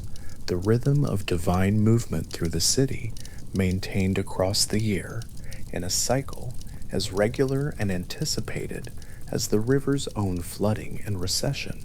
The community of Thebes organized much of its public and ceremonial life around these occasions. When the god was traveling, the city knew it. The festival calendar marked the dates. The preparations for the procession were set in motion weeks in advance. The arrival of the bark in the forecourt of a temple, or along the processional avenue, or at the riverbank for a water procession, was an event the community had been anticipating and would remember after it passed. Khonsu's participation in this cycle gave his cult a regular embodied presence in the life of the city that purely textual or static iconographic devotion could not have provided on its own. The amulets worn against the skin, the votive stelae set up in the temple precincts, the prayers spoken at household shrines, these were continuous, private, daily expressions of relationship with the god. The festival procession was something else, a public, collective, annual demonstration that the god was present and moving, that the divine family was intact, that the moon's traveler was still crossing the sky in the company of the hidden king and the wide-winged mother, and that the order of things continued as it had continued and was expected to continue. The procession made visible what the rest of the year expressed in quieter, smaller forms. The avenue of ram-headed sphinxes running south from the Karnak precinct held its line through the centuries of the New Kingdom and into the periods that followed, the processional road remaining the processional road even as the political and religious landscape around it shifted and changed. The Sphinx figures were added to in different reigns, replaced where damaged, extended as the avenue's formal length was elaborated. Individual sphinxes along the route bear inscriptions from different pharaohs, the stone markers of successive rulers who understood that maintaining the avenue was maintaining the condition of the festival, keeping the road open, keeping the lined corridor passable, keeping the route between the Father's temple and the southern renewal site clear and guarded and ready for the barks whenever the calendar brought the procession around again. In the plan of the Karnak complex, as it can be drawn from what archaeology has documented and what aerial survey has mapped, the spatial relationship between Khonsu's temple and the larger precinct resolves into something like an embrace. The great outer enclosure wall of Amun-Ra's precinct curves around the southern portion of the complex and takes in Khonsu's temple within its boundary. The sun's house is inside the father's walls. The traveling deity's sanctuary is contained within the enclosure of the hidden god who sent him. There is a coherence in this spatial relationship that mirrors the theological one. The moon crosses the sky, but the sky belongs to the hidden breath that animates it. Khonsu travels, but his travel is understood within the wider framework of the divine order that Amun sustains. The evening light that had touched the enclosure wall on the far bank of the Nile at the beginning of all this, that pale, warm line of limestone catching the last of the sun before the east bank fell into shadow, settles gradually into darkness over the course of any evening, the light withdrawing from the stone surfaces until the wall is visible only as a darker mass against the sky. And then, as the sky deepens, the moon rises. It rises from the eastern desert, above the cliffs, above the enclosure of the greatest religious complex in the ancient world, and it moves across the sky in the direction its name always encoded, crossing, traveling, passing from one edge of the night toward the other. The bark of Khonsu is in his sanctuary. The divine family rests in their respective temples. The festival has concluded, and the city has returned to its ordinary rhythms, and the moon above is doing what the moon always does, completing its crossing, arriving at the far shore of the sky, and beginning the slow preparation for its next departure. The Opet festival procession when it ended at the Luxor Temple, did not end there in any final sense. The bark of Khonsu was carried through the last gateway, through the forecourt, into the inner spaces of the temple, where the rituals of royal renewal were enacted, and when the ceremonies were complete, the procession formed again and returned along the same avenue to Karnak. The bark was set back in the sanctuary. The doors of the sanctuary were sealed. The priests withdrew.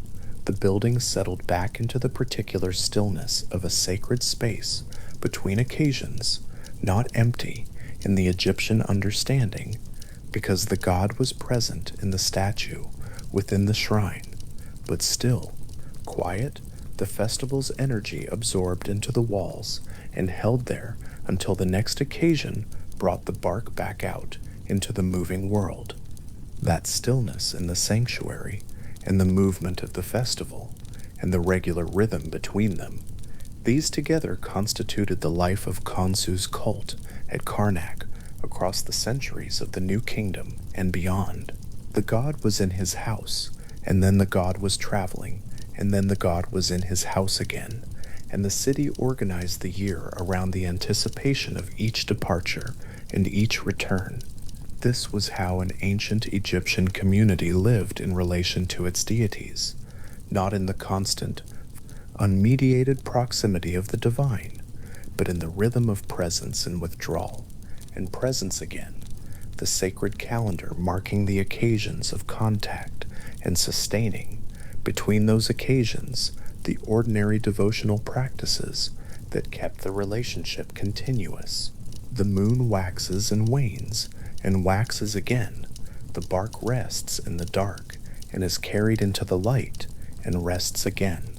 The procession sets out from Karnak, arrives at Luxor, and returns along the same avenue it came by, the gilded prow of Khonsu's shrine, passing between the Sphinx figures for the second time as the festival closes, and the ordinary life of the city, organized around the expectation of exactly this, receives the god back into the quieter continuity of the year.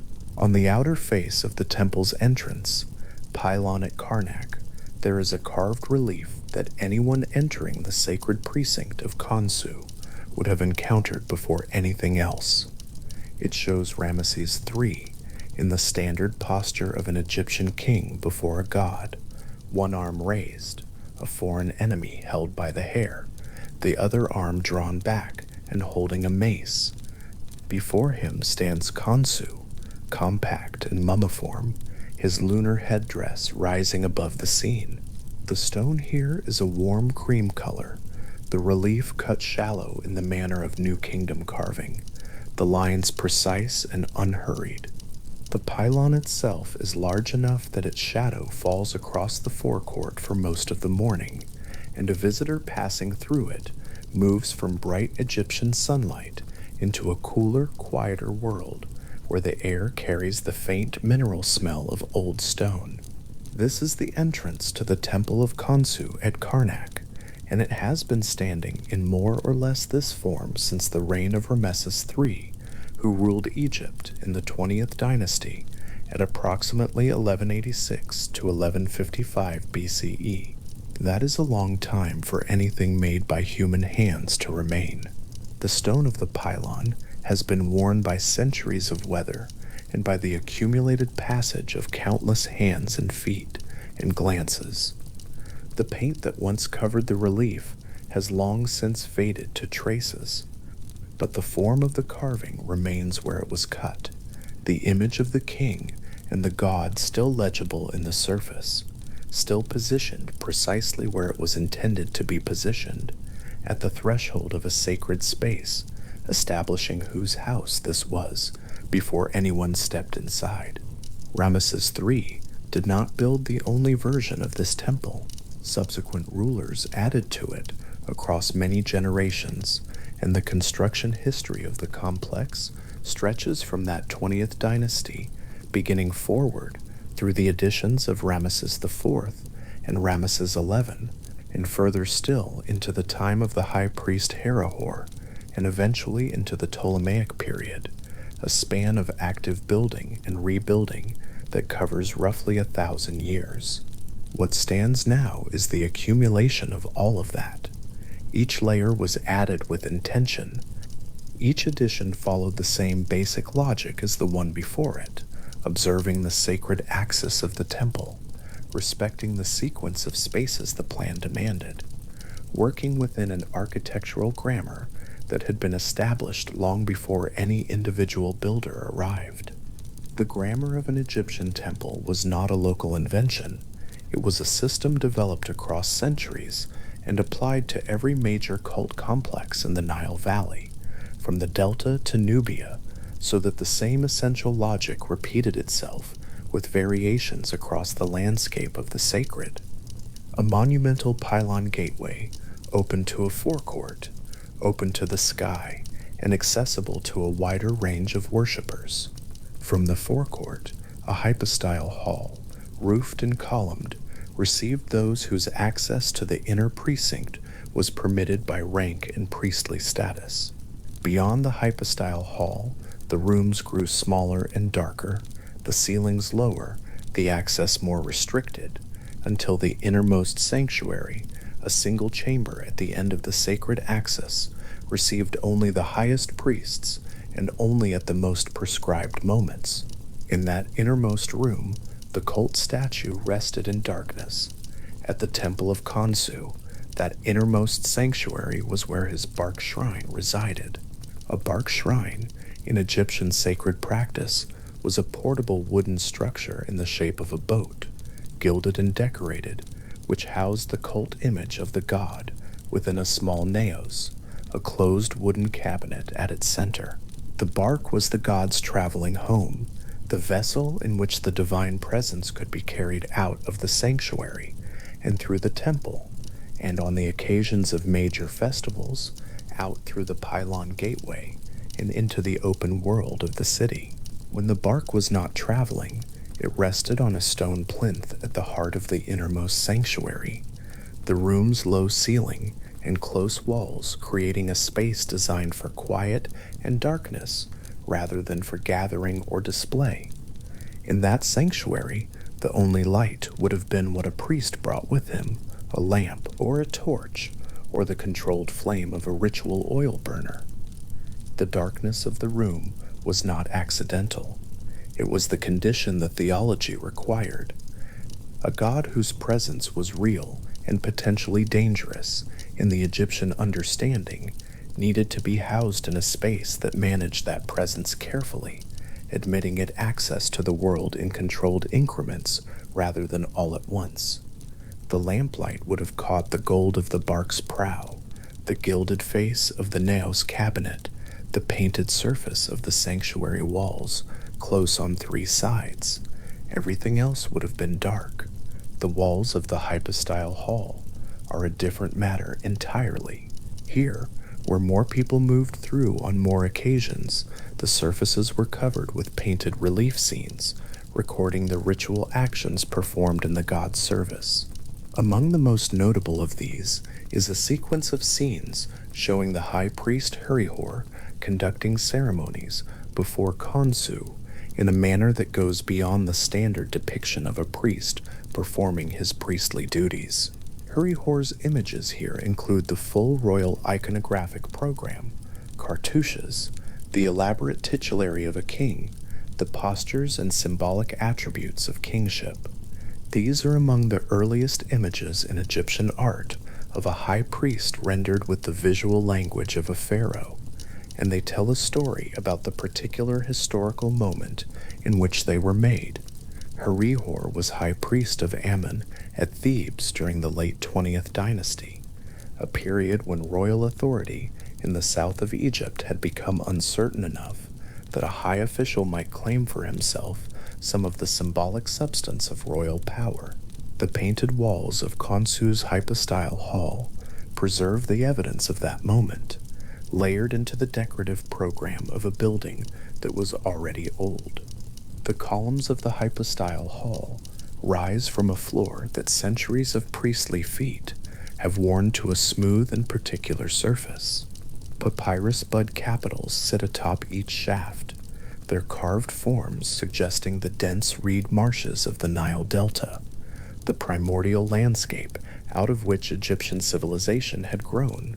Above the columns, the painted ceiling carries traces of blue-black astronomical imagery, star charts, and celestial diagrams rendered in pigments that have survived more than 3,000 years in the dry Theban climate. Stars in Egyptian sacred architecture were not merely decorative. A ceiling painted with the night sky transformed the interior of the building into a cosmological model, the floor representing the earth, the columns representing the horizon's edge, the ceiling representing the heavens above.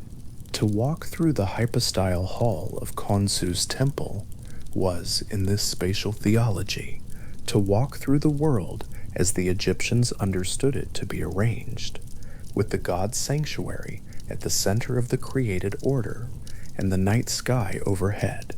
The specific blue-black pigment used for astronomical ceilings in Egyptian temples was a mixture of carbon black with a blue frit, the brilliant artificial blue that Egyptian craftsmen produced by heating copper, calcium, and silica together at high temperatures. This material, now known as Egyptian blue, was the first synthetic pigment in recorded history, developed during the pre-dynastic period, and refined into a remarkably stable compound that has held its color across millennia in conditions that have dissolved many other ancient materials entirely. On the ceiling of Khonsu's hypostyle hall, this pigment was applied against a ground of fine white calcite plaster, the stars marked in yellow ochre, and the result was a night sky that read as cool and precise, even in the flickering illumination of oil lamps. The Franco-Egyptian Center for the Study and Restoration of Karnak has conducted extensive conservation work in the temple complex across many decades, and among the findings documented during investigations of the Temple of Khonsu are foundation deposits recovered from beneath the temple floor. These deposits were placed there by the builders of Ramesses III's original construction, before the first courses of stone were laid, at specific points within the building's footprint, typically beneath the corners of important structures, beneath pylons, beneath the sanctuary itself. What was placed in them was not random. Foundation deposits in New Kingdom temples followed established conventions.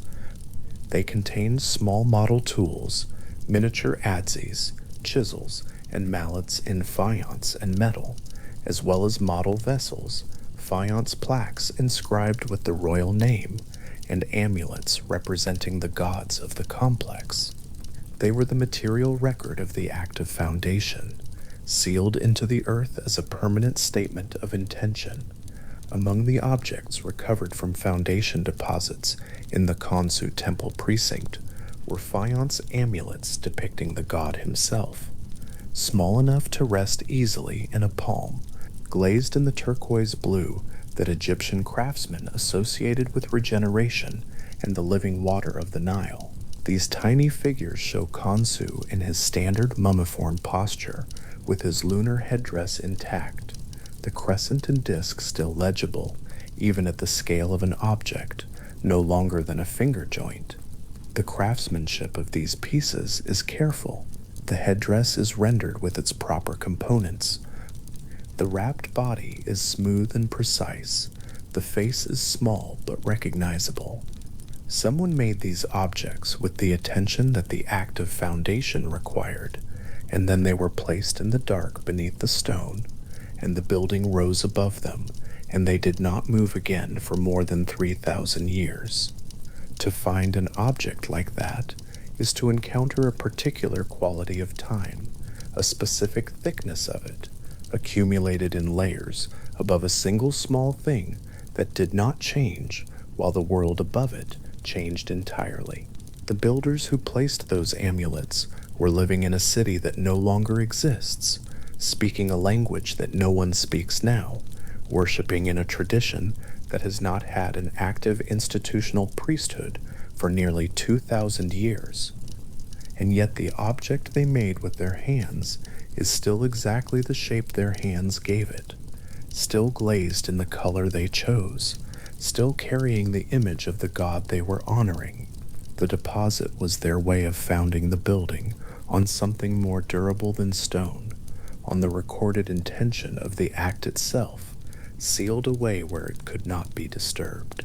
Conservation work at the Khonsu temple has also shed light on the original interior colors of the building, which have survived in partial form across the wall surfaces that remain sheltered from weather and from more active disturbance.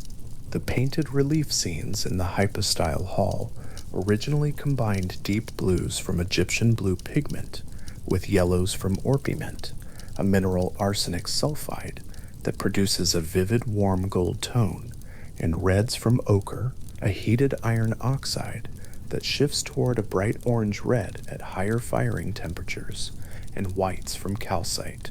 The specific pale yellow tone applied to Khonsu's skin in New Kingdom reliefs appears to have been mixed from orpiment and white calcite, a combination that produces a color corresponding to the quality of moonlight on pale limestone, not quite white, not quite gold, but somewhere between the two, with a warmth to it that suggests reflected rather than direct light. This was not a careless choice. Egyptian craftsmen worked within a system of color symbolism that was as carefully considered as the iconographic conventions governing the forms of the figures themselves. Skin colors in Egyptian art were not attempts at realistic portraiture, but were assignments of symbolic identity. The warm reddish-brown of an active male figure indicated solar activity and worldly engagement. The pale skin often assigned to female figures indicated a domestic and interior sphere. The golden and pale yellow tones used for deities placed them in a register between the human and the divine, neither entirely of this world nor entirely beyond it, but occupying the threshold that temple ritual was designed to cross. Khonsu, painted in orpiment and calcite pale yellow, was Khonsu rendered as a being of moonlight, his skin the color of the light he was understood to carry. The temple was not only a site of visual and ceremonial experience, it was also a place where the gods spoke.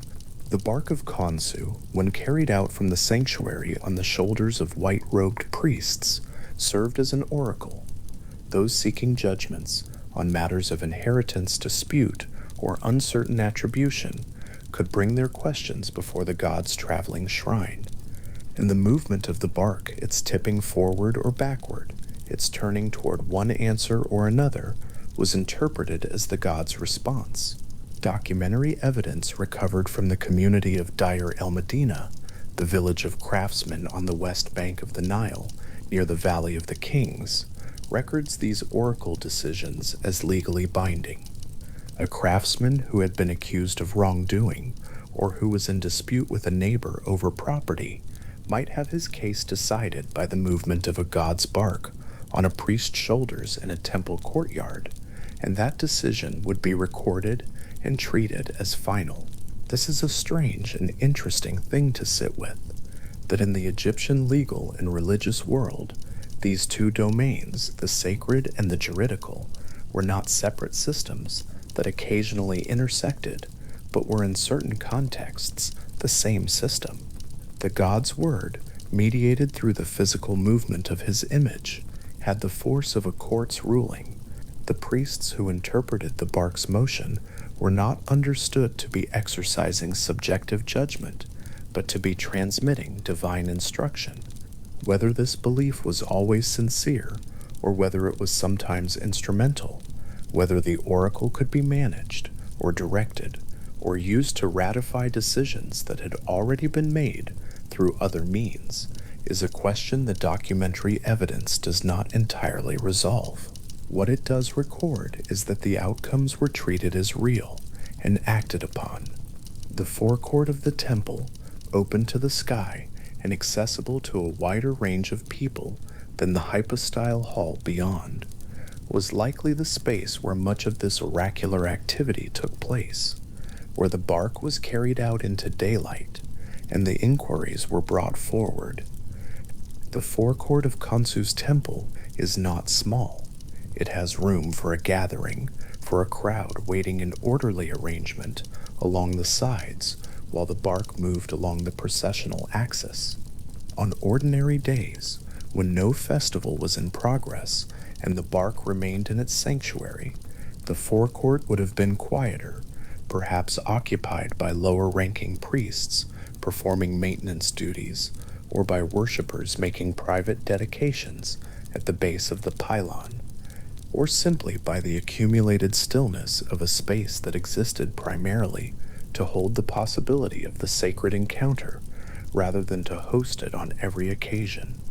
The spatial sequence of the temple, from open forecourt to columned hall to inner sanctuary, was designed to create a progressive experience of narrowing access and deepening sacred intensity. The person who entered through the pylon was already inside the god's domain.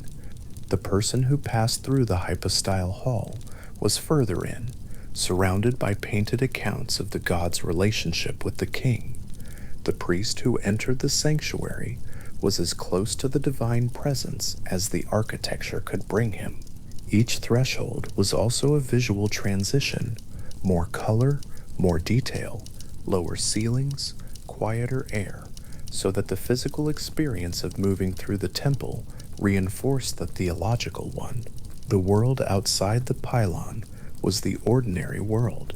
Each step inward was a step away from it. The priests who served in the temple of Khonsu were organized into an elaborate institutional hierarchy with specific roles assigned to each level. At the highest level, the first prophet of Khonsu held administrative and ritual authority over the entire complex. Below him, a sequence of ranked prophets and priests performed the daily temple rituals, which in Egyptian sacred practice involved waking the god's cult statue each morning, washing and dressing it, presenting offerings of food and drink and incense, and then sealing the sanctuary against unauthorized approach before withdrawing. These rituals were not public events. They took place in the innermost rooms of the temple, witnessed only by the officiating priests. They were understood not as performances for a human audience, but as genuine acts of maintenance directed at the divine presence housed in the building. The god needed to be fed and clothed and attended in the same way that a great household required staff to function, and the temple was that household. The incense burned during these rituals left deposits on the stone surfaces of the sanctuary walls that are still chemically detectable in certain locations. Kaifi, the compound Egyptian incense, blended from several aromatic ingredients, including myrrh, mastic, and various resins and sweet-smelling plants, was among the substances used in major cult centers across Egypt, and its characteristic residue, which includes the organic compounds of its plant-based components, has been identified in laboratory analysis of material samples from New Kingdom temple contexts.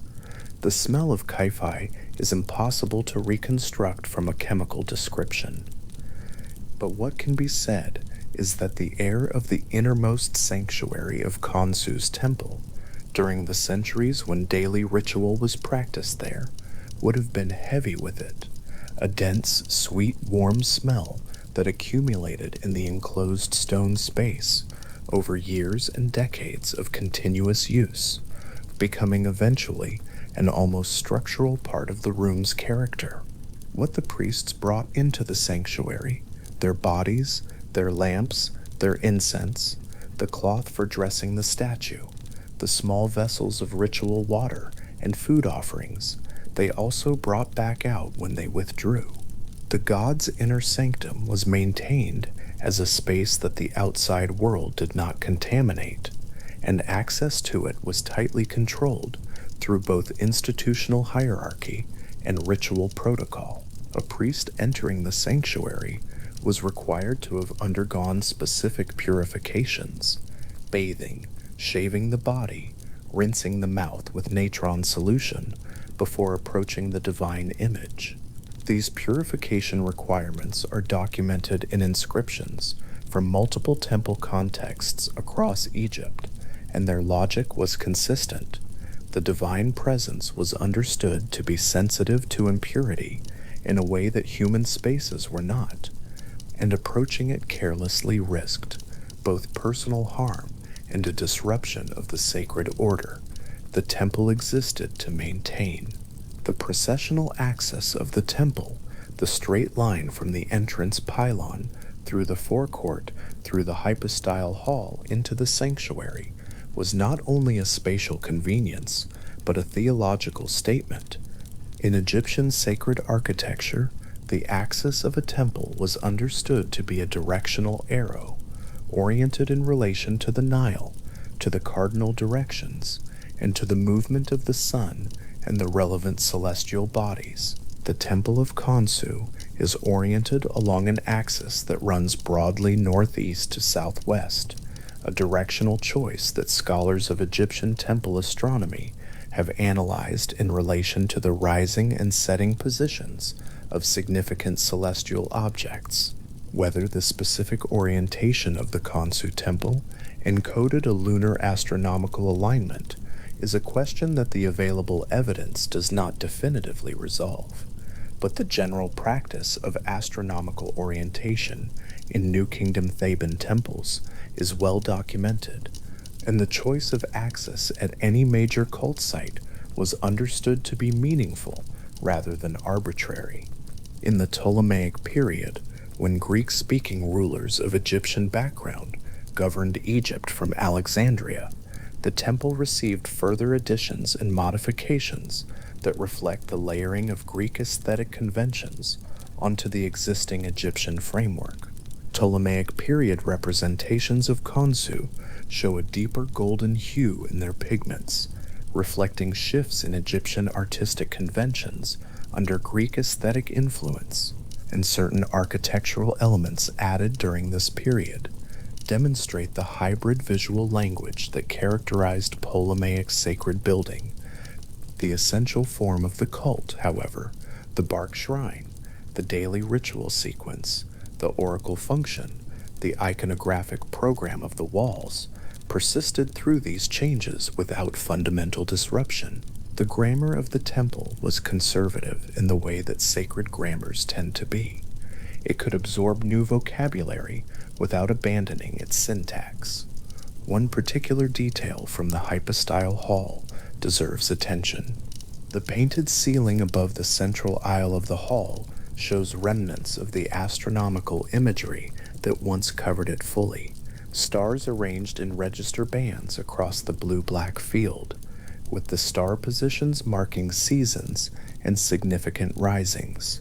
Star charts of this type appear in multiple Theban temple and tomb contexts, and they served simultaneously as religious imagery, as cosmological maps, and as functional calendrical references.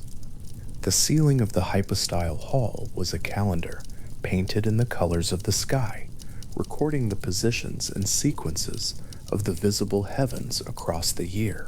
To stand beneath it was to be reminded that the temple existed within a larger temporal order, that the rituals performed in the forecourt and the hall and the sanctuary were not isolated acts but responses to the continuous motion of the sky, the tracking of which was one of the oldest sciences the Nile Valley had produced. Khonsu himself was part of that motion.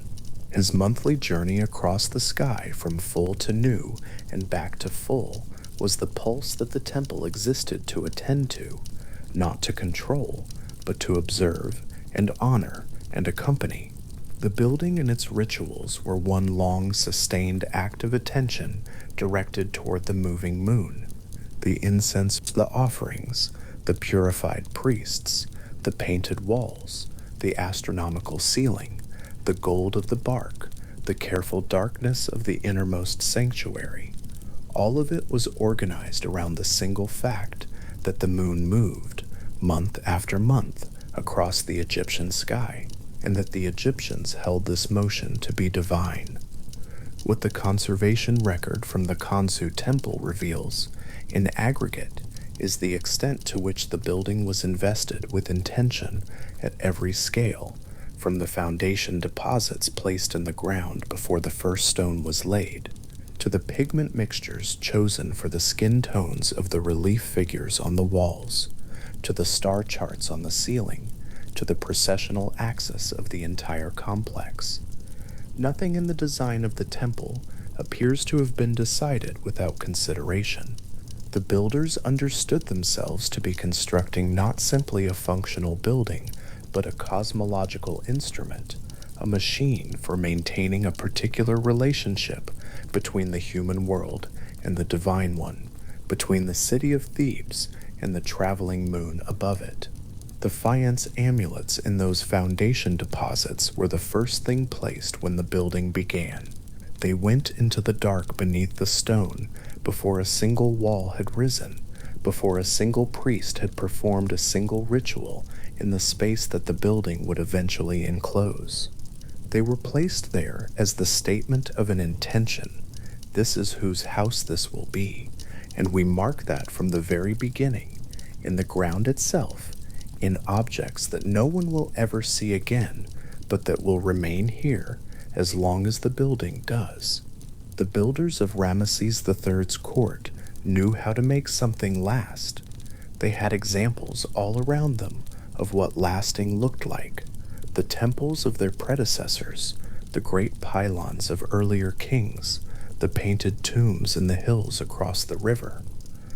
They worked within a tradition that had been maintaining its buildings and its rituals and its theological commitments for longer than most modern states have existed. And so the amulets went into the ground, the stone went up above them, the painters arrived and mixed their pigments and climbed their scaffolding and transferred the outline sketches to the plaster surface and began to fill in the color. The priests came and the rituals began, and the incense burned, and the bark traveled back and forth along the processional axis on the shoulders of white-robed men. The oracle gave its judgments. The festivals came, and the crowds gathered, and the bark of Khonsu moved through the pylon gateway into the open air, and the people of Thebes watched it pass. And beneath all of it, in the dark below the worn stone floor, the small turquoise figures lay without moving, holding the image of the god in their tiny glazed hands, undisturbed through the reigns of pharaohs and the slow passage of dynasties, and the eventual silence of the last ritual act, and the long centuries that followed it. When the archaeologist's brush finally reached them, and the soil fell away, and the turquoise glaze caught the light of a modern lamp in an excavation trench, the amulets were still exactly what they had always been, objects made with care and placed with intention by hands that understood what they were doing and why. The lunar headdress was still sharp. The mummiform posture was still precise.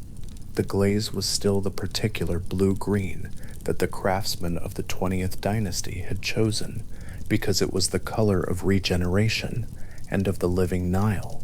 3,000 years of darkness had left the intention of the builders entirely intact, sealed into the ground as the first gesture of a building's long life, as the quiet foundation on which everything else had rested. In the Louvre, in a long gallery where Egyptian stone has been collected from several thousand years of making, there is a rectangular stela of dark limestone. It stands roughly 2 meters tall. Its surface is carved in horizontal registers of hieroglyphic text, each column moving from top to bottom in the way the Egyptian scribal hand naturally fell, and at intervals throughout the inscription, enclosed within the eval of a cartouche-like framing, the name of Khonsu appears again and again, as though the god's name were a kind of anchor the text keeps returning to, a fixed point around which the long account of his traveling can orient itself. The stela is known to scholars as the Bentresh stela, and it dates in its physical form to the Ptolemaic period, though the story it carries is older in its essential shape, a story about the god's image being lifted from its sanctuary and sent outward into the world. What the stela records is this: a foreign princess, a young woman named Bentresh, had been afflicted by something the tradition describes as an evil spirit, and the king of her distant country had sent to the Pharaoh of Egypt, asking for help. The physicians and wise men of Egypt had been consulted, and they had determined that what the situation required was not a remedy carried by human hands, but a divine presence, the god himself, or as close to the god as the living world could hold. The statue of Khonsu was brought out from its place within the sanctuary at Karnak, lifted from the stone plinth where it rested in the innermost dark of the temple, and carried on the shoulders of white-robed priests out through the processional axis of the building, through the hypostyle hall, through the open forecourt, and finally out through the great pylon gateway into the ordinary air of the world. This was not a casual act. A divine statue did not leave its sanctuary lightly. The air of the outer world was different from the air of the sanctuary, less protected, less charged with the accumulated ritual attention of generations of priests. To carry the god's image out through the pylon gateway was to extend the boundary of the sacred outward, to send the protected space of the temple traveling with the statue wherever it went. The journey described on the stela was long. It moved across the desert in the way that ancient Egyptian travel moved, by slow stages, by the particular logic of distance in a world without mechanical assistance, each day's progress measured against the body of the traveler and the endurance of those who carried the shrine.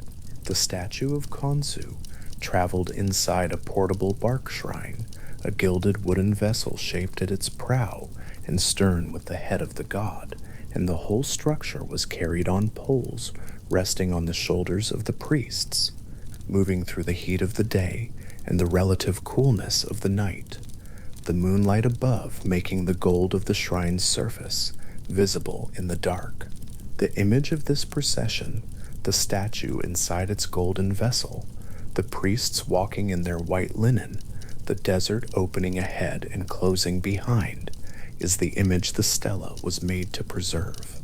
A god in motion, Khonsu traveling, which was, after all, what his name had always meant. When the statue arrived at the foreign kingdom and was brought before the afflicted princess, the stela records that a first form of Khonsu, identified in the text as Khonsu who plans, a particular manifestation of the god, was present but found the task too great.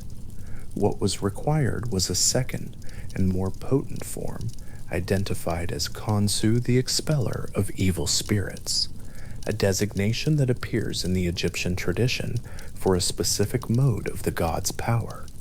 This form drove the possessing entity from the princess. The account on the stela is specific in the way that Egyptian religious texts tend to be specific, not vague about which version of the divine power was needed, not imprecise about the sequence of events. The tradition held that divine power was not undifferentiated, that different aspects of a god were suited to different kinds of need, and that matching the right aspect to the right situation was itself a form of knowledge. What Khonsu carried in the stela's account was the particular power of the moon's more decisive face, the clearing light, the tide-turning phase, the presence that moved through the dark and left it changed. The stela was placed in the Khonsu temple at Karnak, where it stood for generations after its making, and eventually it made its way into the collections of the Louvre, where it now rests under glass in the way that very old and very traveled objects tend to rest, carrying the weight of several different historical contexts at once. belonging completely to none of them. The carved name of Khonsu in its cartouche frames appears dozens of times across the surface. The god's name in the text functions not only as a label, but as a kind of repeated invocation, the sound of the name pressing into the stone each time the scribe's tool made contact, the repetition accumulating into something that feels, at this distance, less like documentation and more like insistence. The god is here, the god traveled, the god returned. The god's name is still here in the stone. Those who traveled through the Egyptian world under the moon were not the only ones who kept Khonsu's name close. Egyptian soldiers on campaign in the distant territories where the New Kingdom pharaohs extended their reach knew the experience of the desert night, the particular quality of the open sky above a landscape without artificial light, the moon so bright in the dry air that it cast shadows, the ground pale and the shadows sharp, and the direction of travel visible to anyone who knew how to read the landscape. Before a nocturnal march, before the crossing of a stretch of open ground that was better crossed in darkness than in the exposure of full daylight, a soldier might say a prayer to the god whose domain that darkness was. Personal piety, inscriptions from the Deir el-Medina community that carefully documented village of craftsmen and their families on the west bank of the Nile at Thebes, address Khonsu in terms that are specific and direct, not the formal language of temple ritual, not the elevated register of the priestly invocation, but the ordinary language of people who were genuinely frightened of something and needed help, guardian of those who walk beneath his moonlight. The phrase appears in something close to this form in the inscriptions, addressed to Khonsu as the one who knows the dark and holds those who move through it. Merchants made the same invocation. The trade routes of the ancient Egyptian world ran across difficult ground, across the eastern desert toward the Red Sea, and the ports that served the commerce of Punt and Arabia, across the western desert toward the oases that dotted the Saharan interior, along the Nile Valley itself, in the long, slow travel of loaded boats against the current. A merchant traveling between Thebes and Memphis along the western desert road, with a loaded donkey and the simple equipment of a person who makes this journey many times in a working life, would know which stretches of the road were better crossed at night, when the temperature dropped to something manageable and the stars served as navigation. On such a night, the moon above the desert makes the road visible, turns the pale limestone gravel into a surface almost as bright as the day. A faience amulet of Khonsu, small enough to be carried in a folded cloth or worn on a cord against the skin, was a reasonable thing for such a person to carry. Not magical thinking in any dismissive sense, a genuine reaching toward the presence that the tradition said governed the specific situation, the open night, the long crossing, the wish to arrive. The amulet in its turquoise blue glaze, its mummiform figure, and its tiny crescent headdress was a made object that carried meaning in the way that made objects carry meaning when they are made with care and used with intention. Amulets of Khonsu were manufactured in significant numbers across many centuries, and examples now rest in the collections of the British Museum, the Metropolitan Museum of Art, and the Cairo Museum, among others having been recovered from domestic settings, from burials, and from temple deposits where they were placed as offerings. The materials varied with what the maker had available and what the buyer could afford. Faience was the most common, its turquoise and green and blue glazes evoking the color of water and the sky above it, the fired body of the amulet holding its form through 3,000 years, with a stability that is itself worth pausing on.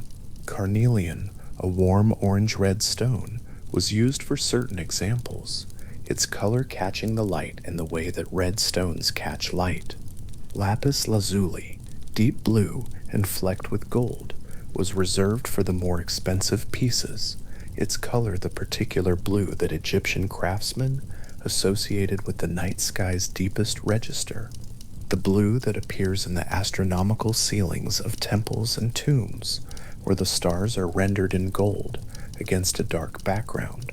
A lapis lazuli Khonsu amulet, no longer than a finger joint, the mummiform posture precise in miniature, and the lunar headdress still identifiable, despite its tiny scale, holds something of the intention of whoever commissioned it, a person who wanted the best available version of the protection the god offered, who was willing to pay for lapis lazuli to get it.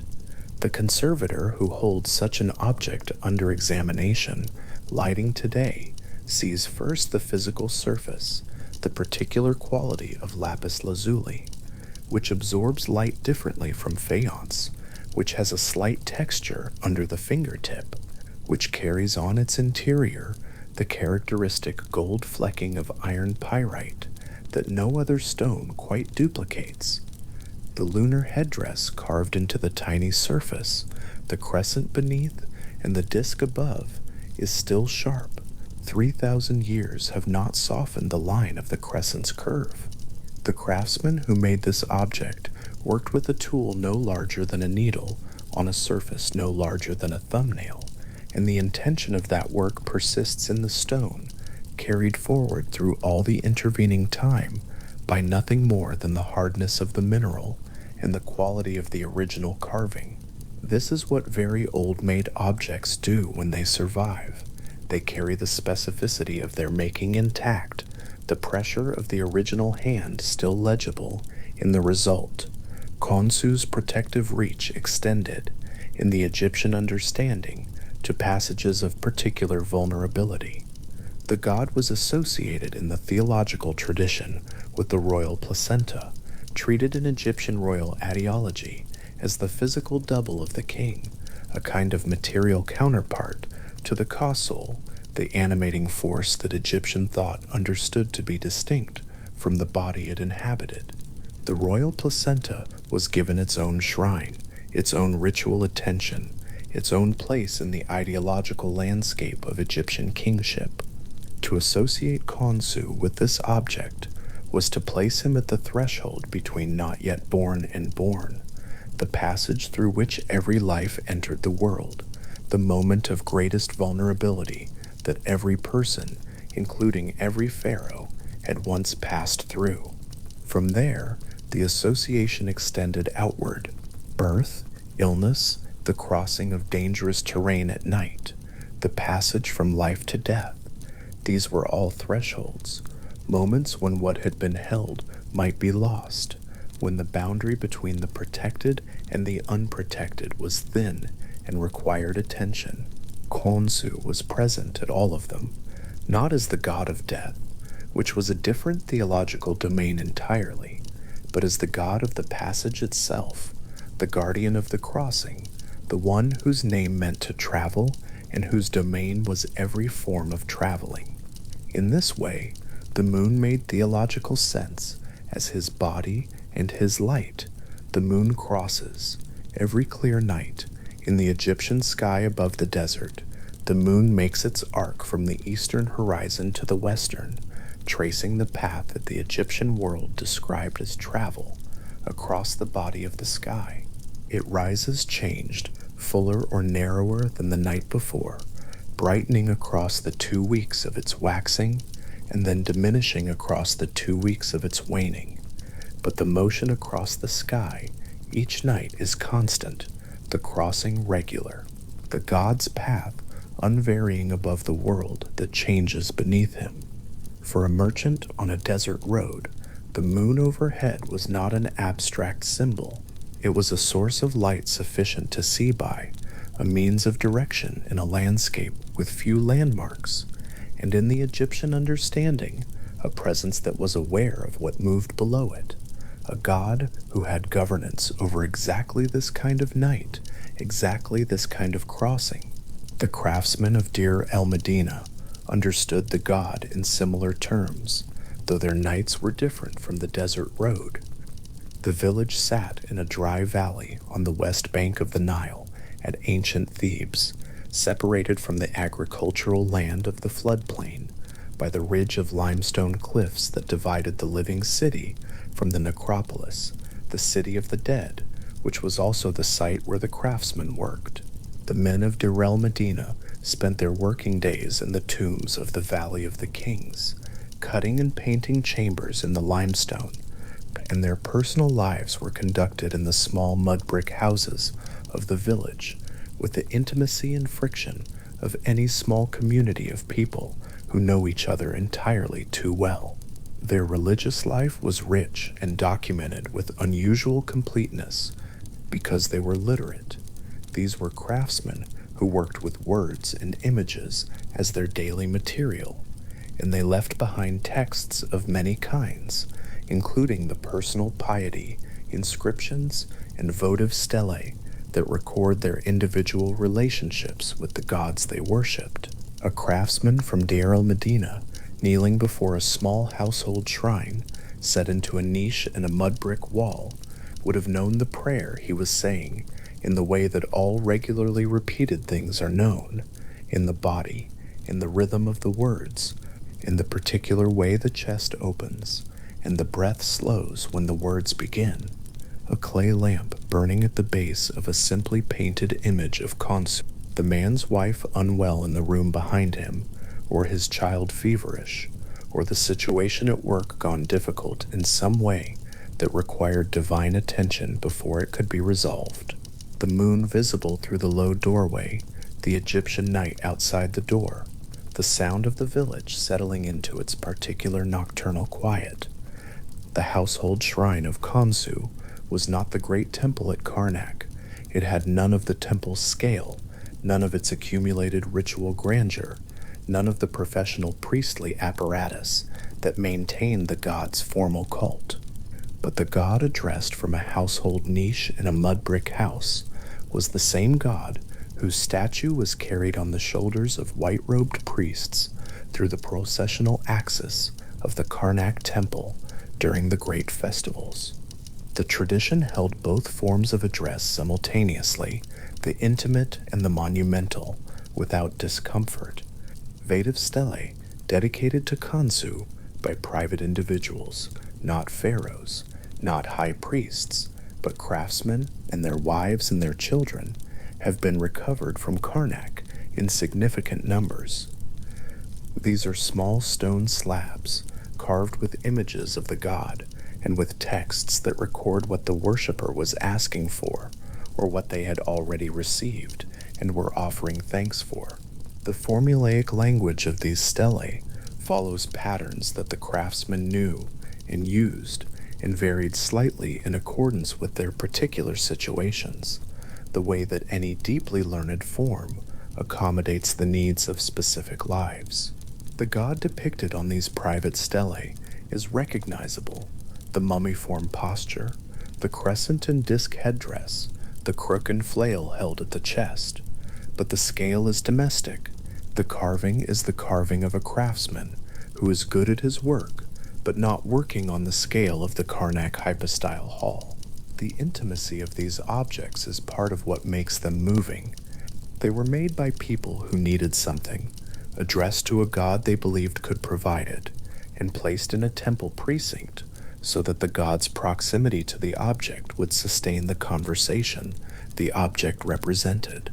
What the Egyptian tradition held about Khonsu, gathered from all these sources, from the temple reliefs, from the oracle accounts, from the personal piety inscriptions, from the Bentresh stela in its Louvre gallery, from the amulets in lapis lazuli and fonts and carnelian, from the private stelae of the Deir el-Medina craftsman, was a portrait of a god whose domain was comprehensive without being vague. He was not a god of everything. He was a god of the specific act of crossing in all its forms, the crossing of the sky each night, the crossing of the desert by a merchant in the moonlight, the crossing of a threshold of illness toward recovery, the crossing of the border between vulnerability and protection that every person navigates in the hours between dark and light. This specificity was not a limitation. In the Egyptian theological imagination, specificity was precision, and precision was reverence. A God who was everything was nothing in particular. A God who governed the crossing, who had been crossing since his name was first pressed into limestone at Saqqara in the time before any of these later documents existed, was a God with genuine weight and genuine usefulness. The moon itself, the physical body in the sky, was part of what Khonsu held, not all of the moon's theological meaning in the Egyptian tradition, which was distributed among several deities in a way that preserved the distinctness of each, but the moon as a traveler, the moon as the thing that moved across the sky with visible purpose and returned reliably month after month, the moon as the source of the light that made the desert road visible and the river surface bright and the stone columns of Karnak legible in the dark.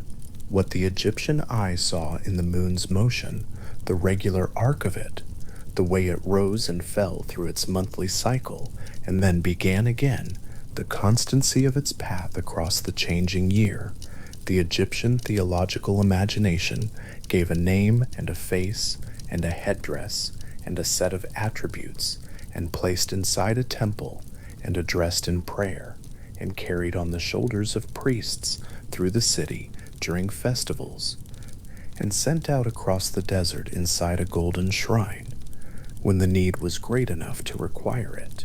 The night sky above Luxor on an ordinary evening in the present time is not very different from what it was above Thebes 3,000 years ago. The river is the same river. The limestone cliffs on the west bank are the same cliffs, worn a little more by weather, their color the same warm pale gray in the moonlight. The Nile at this hour makes the particular sound that broad, slow rivers make in the dark, a low movement, not dramatic, not loud, a continuous gentle presence in the air of the valley. On the eastern bank, the columns of Karnak still stand. They are lit now by modern floodlighting that turns the pale limestone a warm amber, but when the floodlights are off and there is only the moon, the stone returns to its older appearance, pale gray, almost white, absorbing the moonlight the way limestone always absorbs it, neither glowing nor dark, but somewhere between, a surface that neither sends the light back nor holds it entirely, but lets it rest there, in the way that very old surfaces accommodate the things that fall on them. The moon rises above the western cliffs, and its light moves across the water. This is what the Egyptian tradition said Khonsu did each night, crossed, moved from one edge of the sky toward the other, the god perpetually in transit, perpetually completing the journey that his name encoded. The light falls on the river's surface and lies there in a long pale line, shifting with the current, moving slightly, never quite still. It reaches the eastern bank, where the reeds at the water's edge catch it and hold it in the particular way that thin-bladed plants hold moonlight, each reed lit along one edge, the dark side dark, the bright side brighter than it should be, from so distant a source. The light moves beyond the reeds and reaches the stone. The first columns of Karnak catch it at their upper surfaces, the high capitals pale against the sky, the shafts below in deeper shadow. The light falls across the inscribed walls, where the names of pharaohs and the images of gods and the long columns of ritual text have been held in the limestone for 3,000 years. Among those inscribed names, in the proper places, in the proper contexts, in the registers of the temple, walls where the Theban triad is depicted in their divine family grouping, and where the individual rituals performed before Khonsu are carved with the care and precision that the Egyptian priestly tradition brought to all acts of sacred inscription. Among those names, the name of Khonsu is present. It appears in its cartouche frame, the oval enclosure that marks divine and royal names in the Egyptian system. The god's name protected within its boundary, the way the god himself protected those who moved within the sphere of his attention. The hieroglyphs that spell the name are carved in the shallow relief of New Kingdom workmanship, their lines still clean, where the stone is not too weathered, the determinative signs beside the name indicating travel, indicating motion, indicating the god who moves. The moonlight falls across these carved names and does not read them. It falls across them as it falls across everything else in the valley, equally, without distinction, the light spreading not because it chooses to illuminate one surface over another, but because this is what moonlight does, what the physics of reflected solar light does when it falls on a landscape without obstruction. But the names are there in the stone, and the light falls on them, and this has been happening since the reliefs were carved and painted, and the temple was active, and the priests were still conducting the rituals that the inscriptions record. The light has been falling on the name of Khonsu in that stone for 30 centuries of clear nights, the god of the crossing named in the place where the moonlight crosses each night. The inscription and the light it described, making contact in the dark with a regularity that neither of them planned, and both of them in different registers enact. There is something in the accumulated specificity of the Egyptian tradition around Khonsu, all of those amulets made with care, all of those personal piety inscriptions addressed in the ordinary language of genuine need, amulets, all of those private stelae set up in the temple precinct by craftsmen who believed the god was listening, that resists being described as historical, not because it is not historical. All of it is historical, documented, datable, excavated, conserved, and cataloged. But the quality of attention the Egyptian tradition brought to the specific problem of what the moon meant, who governed it, what aspects of it required separate theological treatment, which of its faces corresponded to healing, and which to scribal record, and which to the protection of the traveler. That quality of attention is not primarily a historical fact. It is a demonstration of what careful, sustained, multi-generational human thinking about the night sky can produce, when the people doing the thinking take the problem seriously and are willing to think precisely. The Egyptian priests and craftsmen and merchants and soldiers who addressed Khonsu in his various contexts were not doing anything simple. They were maintaining a theological framework of considerable sophistication, one that had been refined across centuries from the predatory consuming figure of the earliest pyramid texts through the gentle healer and protective traveler of the New Kingdom temple tradition, and what they were maintaining was their best available account of what the moon was, what it did, and how a human life might relate to it. The amulet on the cord, the prayer at the household shrine, the great festival procession along the sphinx-lined avenue, these were all part of the same sustained effort to be in right relationship with the moving light above the valley. Khonsu continued crossing. This is the simplest thing the tradition says about him, and in a story that has accumulated considerable detail, the simplest thing is often the one worth returning to at the end. The god whose name meant to travel kept traveling. Each night of clear sky, the moon made its arc above the Nile Valley. The light moved from east to west across the desert and fell on whatever was below it without discrimination, on the merchant's road, and the soldier's camp, and the craftsman's village, and the great columns of the Karnak temple, and the private stelae left there by ordinary people who needed something and knew where to bring the need. The moon above the west bank of the Nile at Luxor is rising. It clears the desert cliffs slowly, the way the moon always clears a horizon, not all at once, not dramatically, but by increments, the upper edge appearing first above the stone, and then the whole disk lifting free of the cliff's profile and hanging in the dark air above the valley. Below it, the Nile is reflecting the light. The long pale line on the river's surface is moving, stretching slowly toward the eastern bank, toward the stone that has been there since the pharaohs who built it were alive in the world, toward the columns that are still standing in the dark after 3,000 years of receiving exactly this light. The light is crossing the water. It reaches the far shore and finds the stone and rests there in the way that moonlight rests on very old surfaces, without weight, without urgency, simply present, as it has been on each clear night for as long as anyone has had a name for what is happening above them. The crossing continues. The god is still in motion,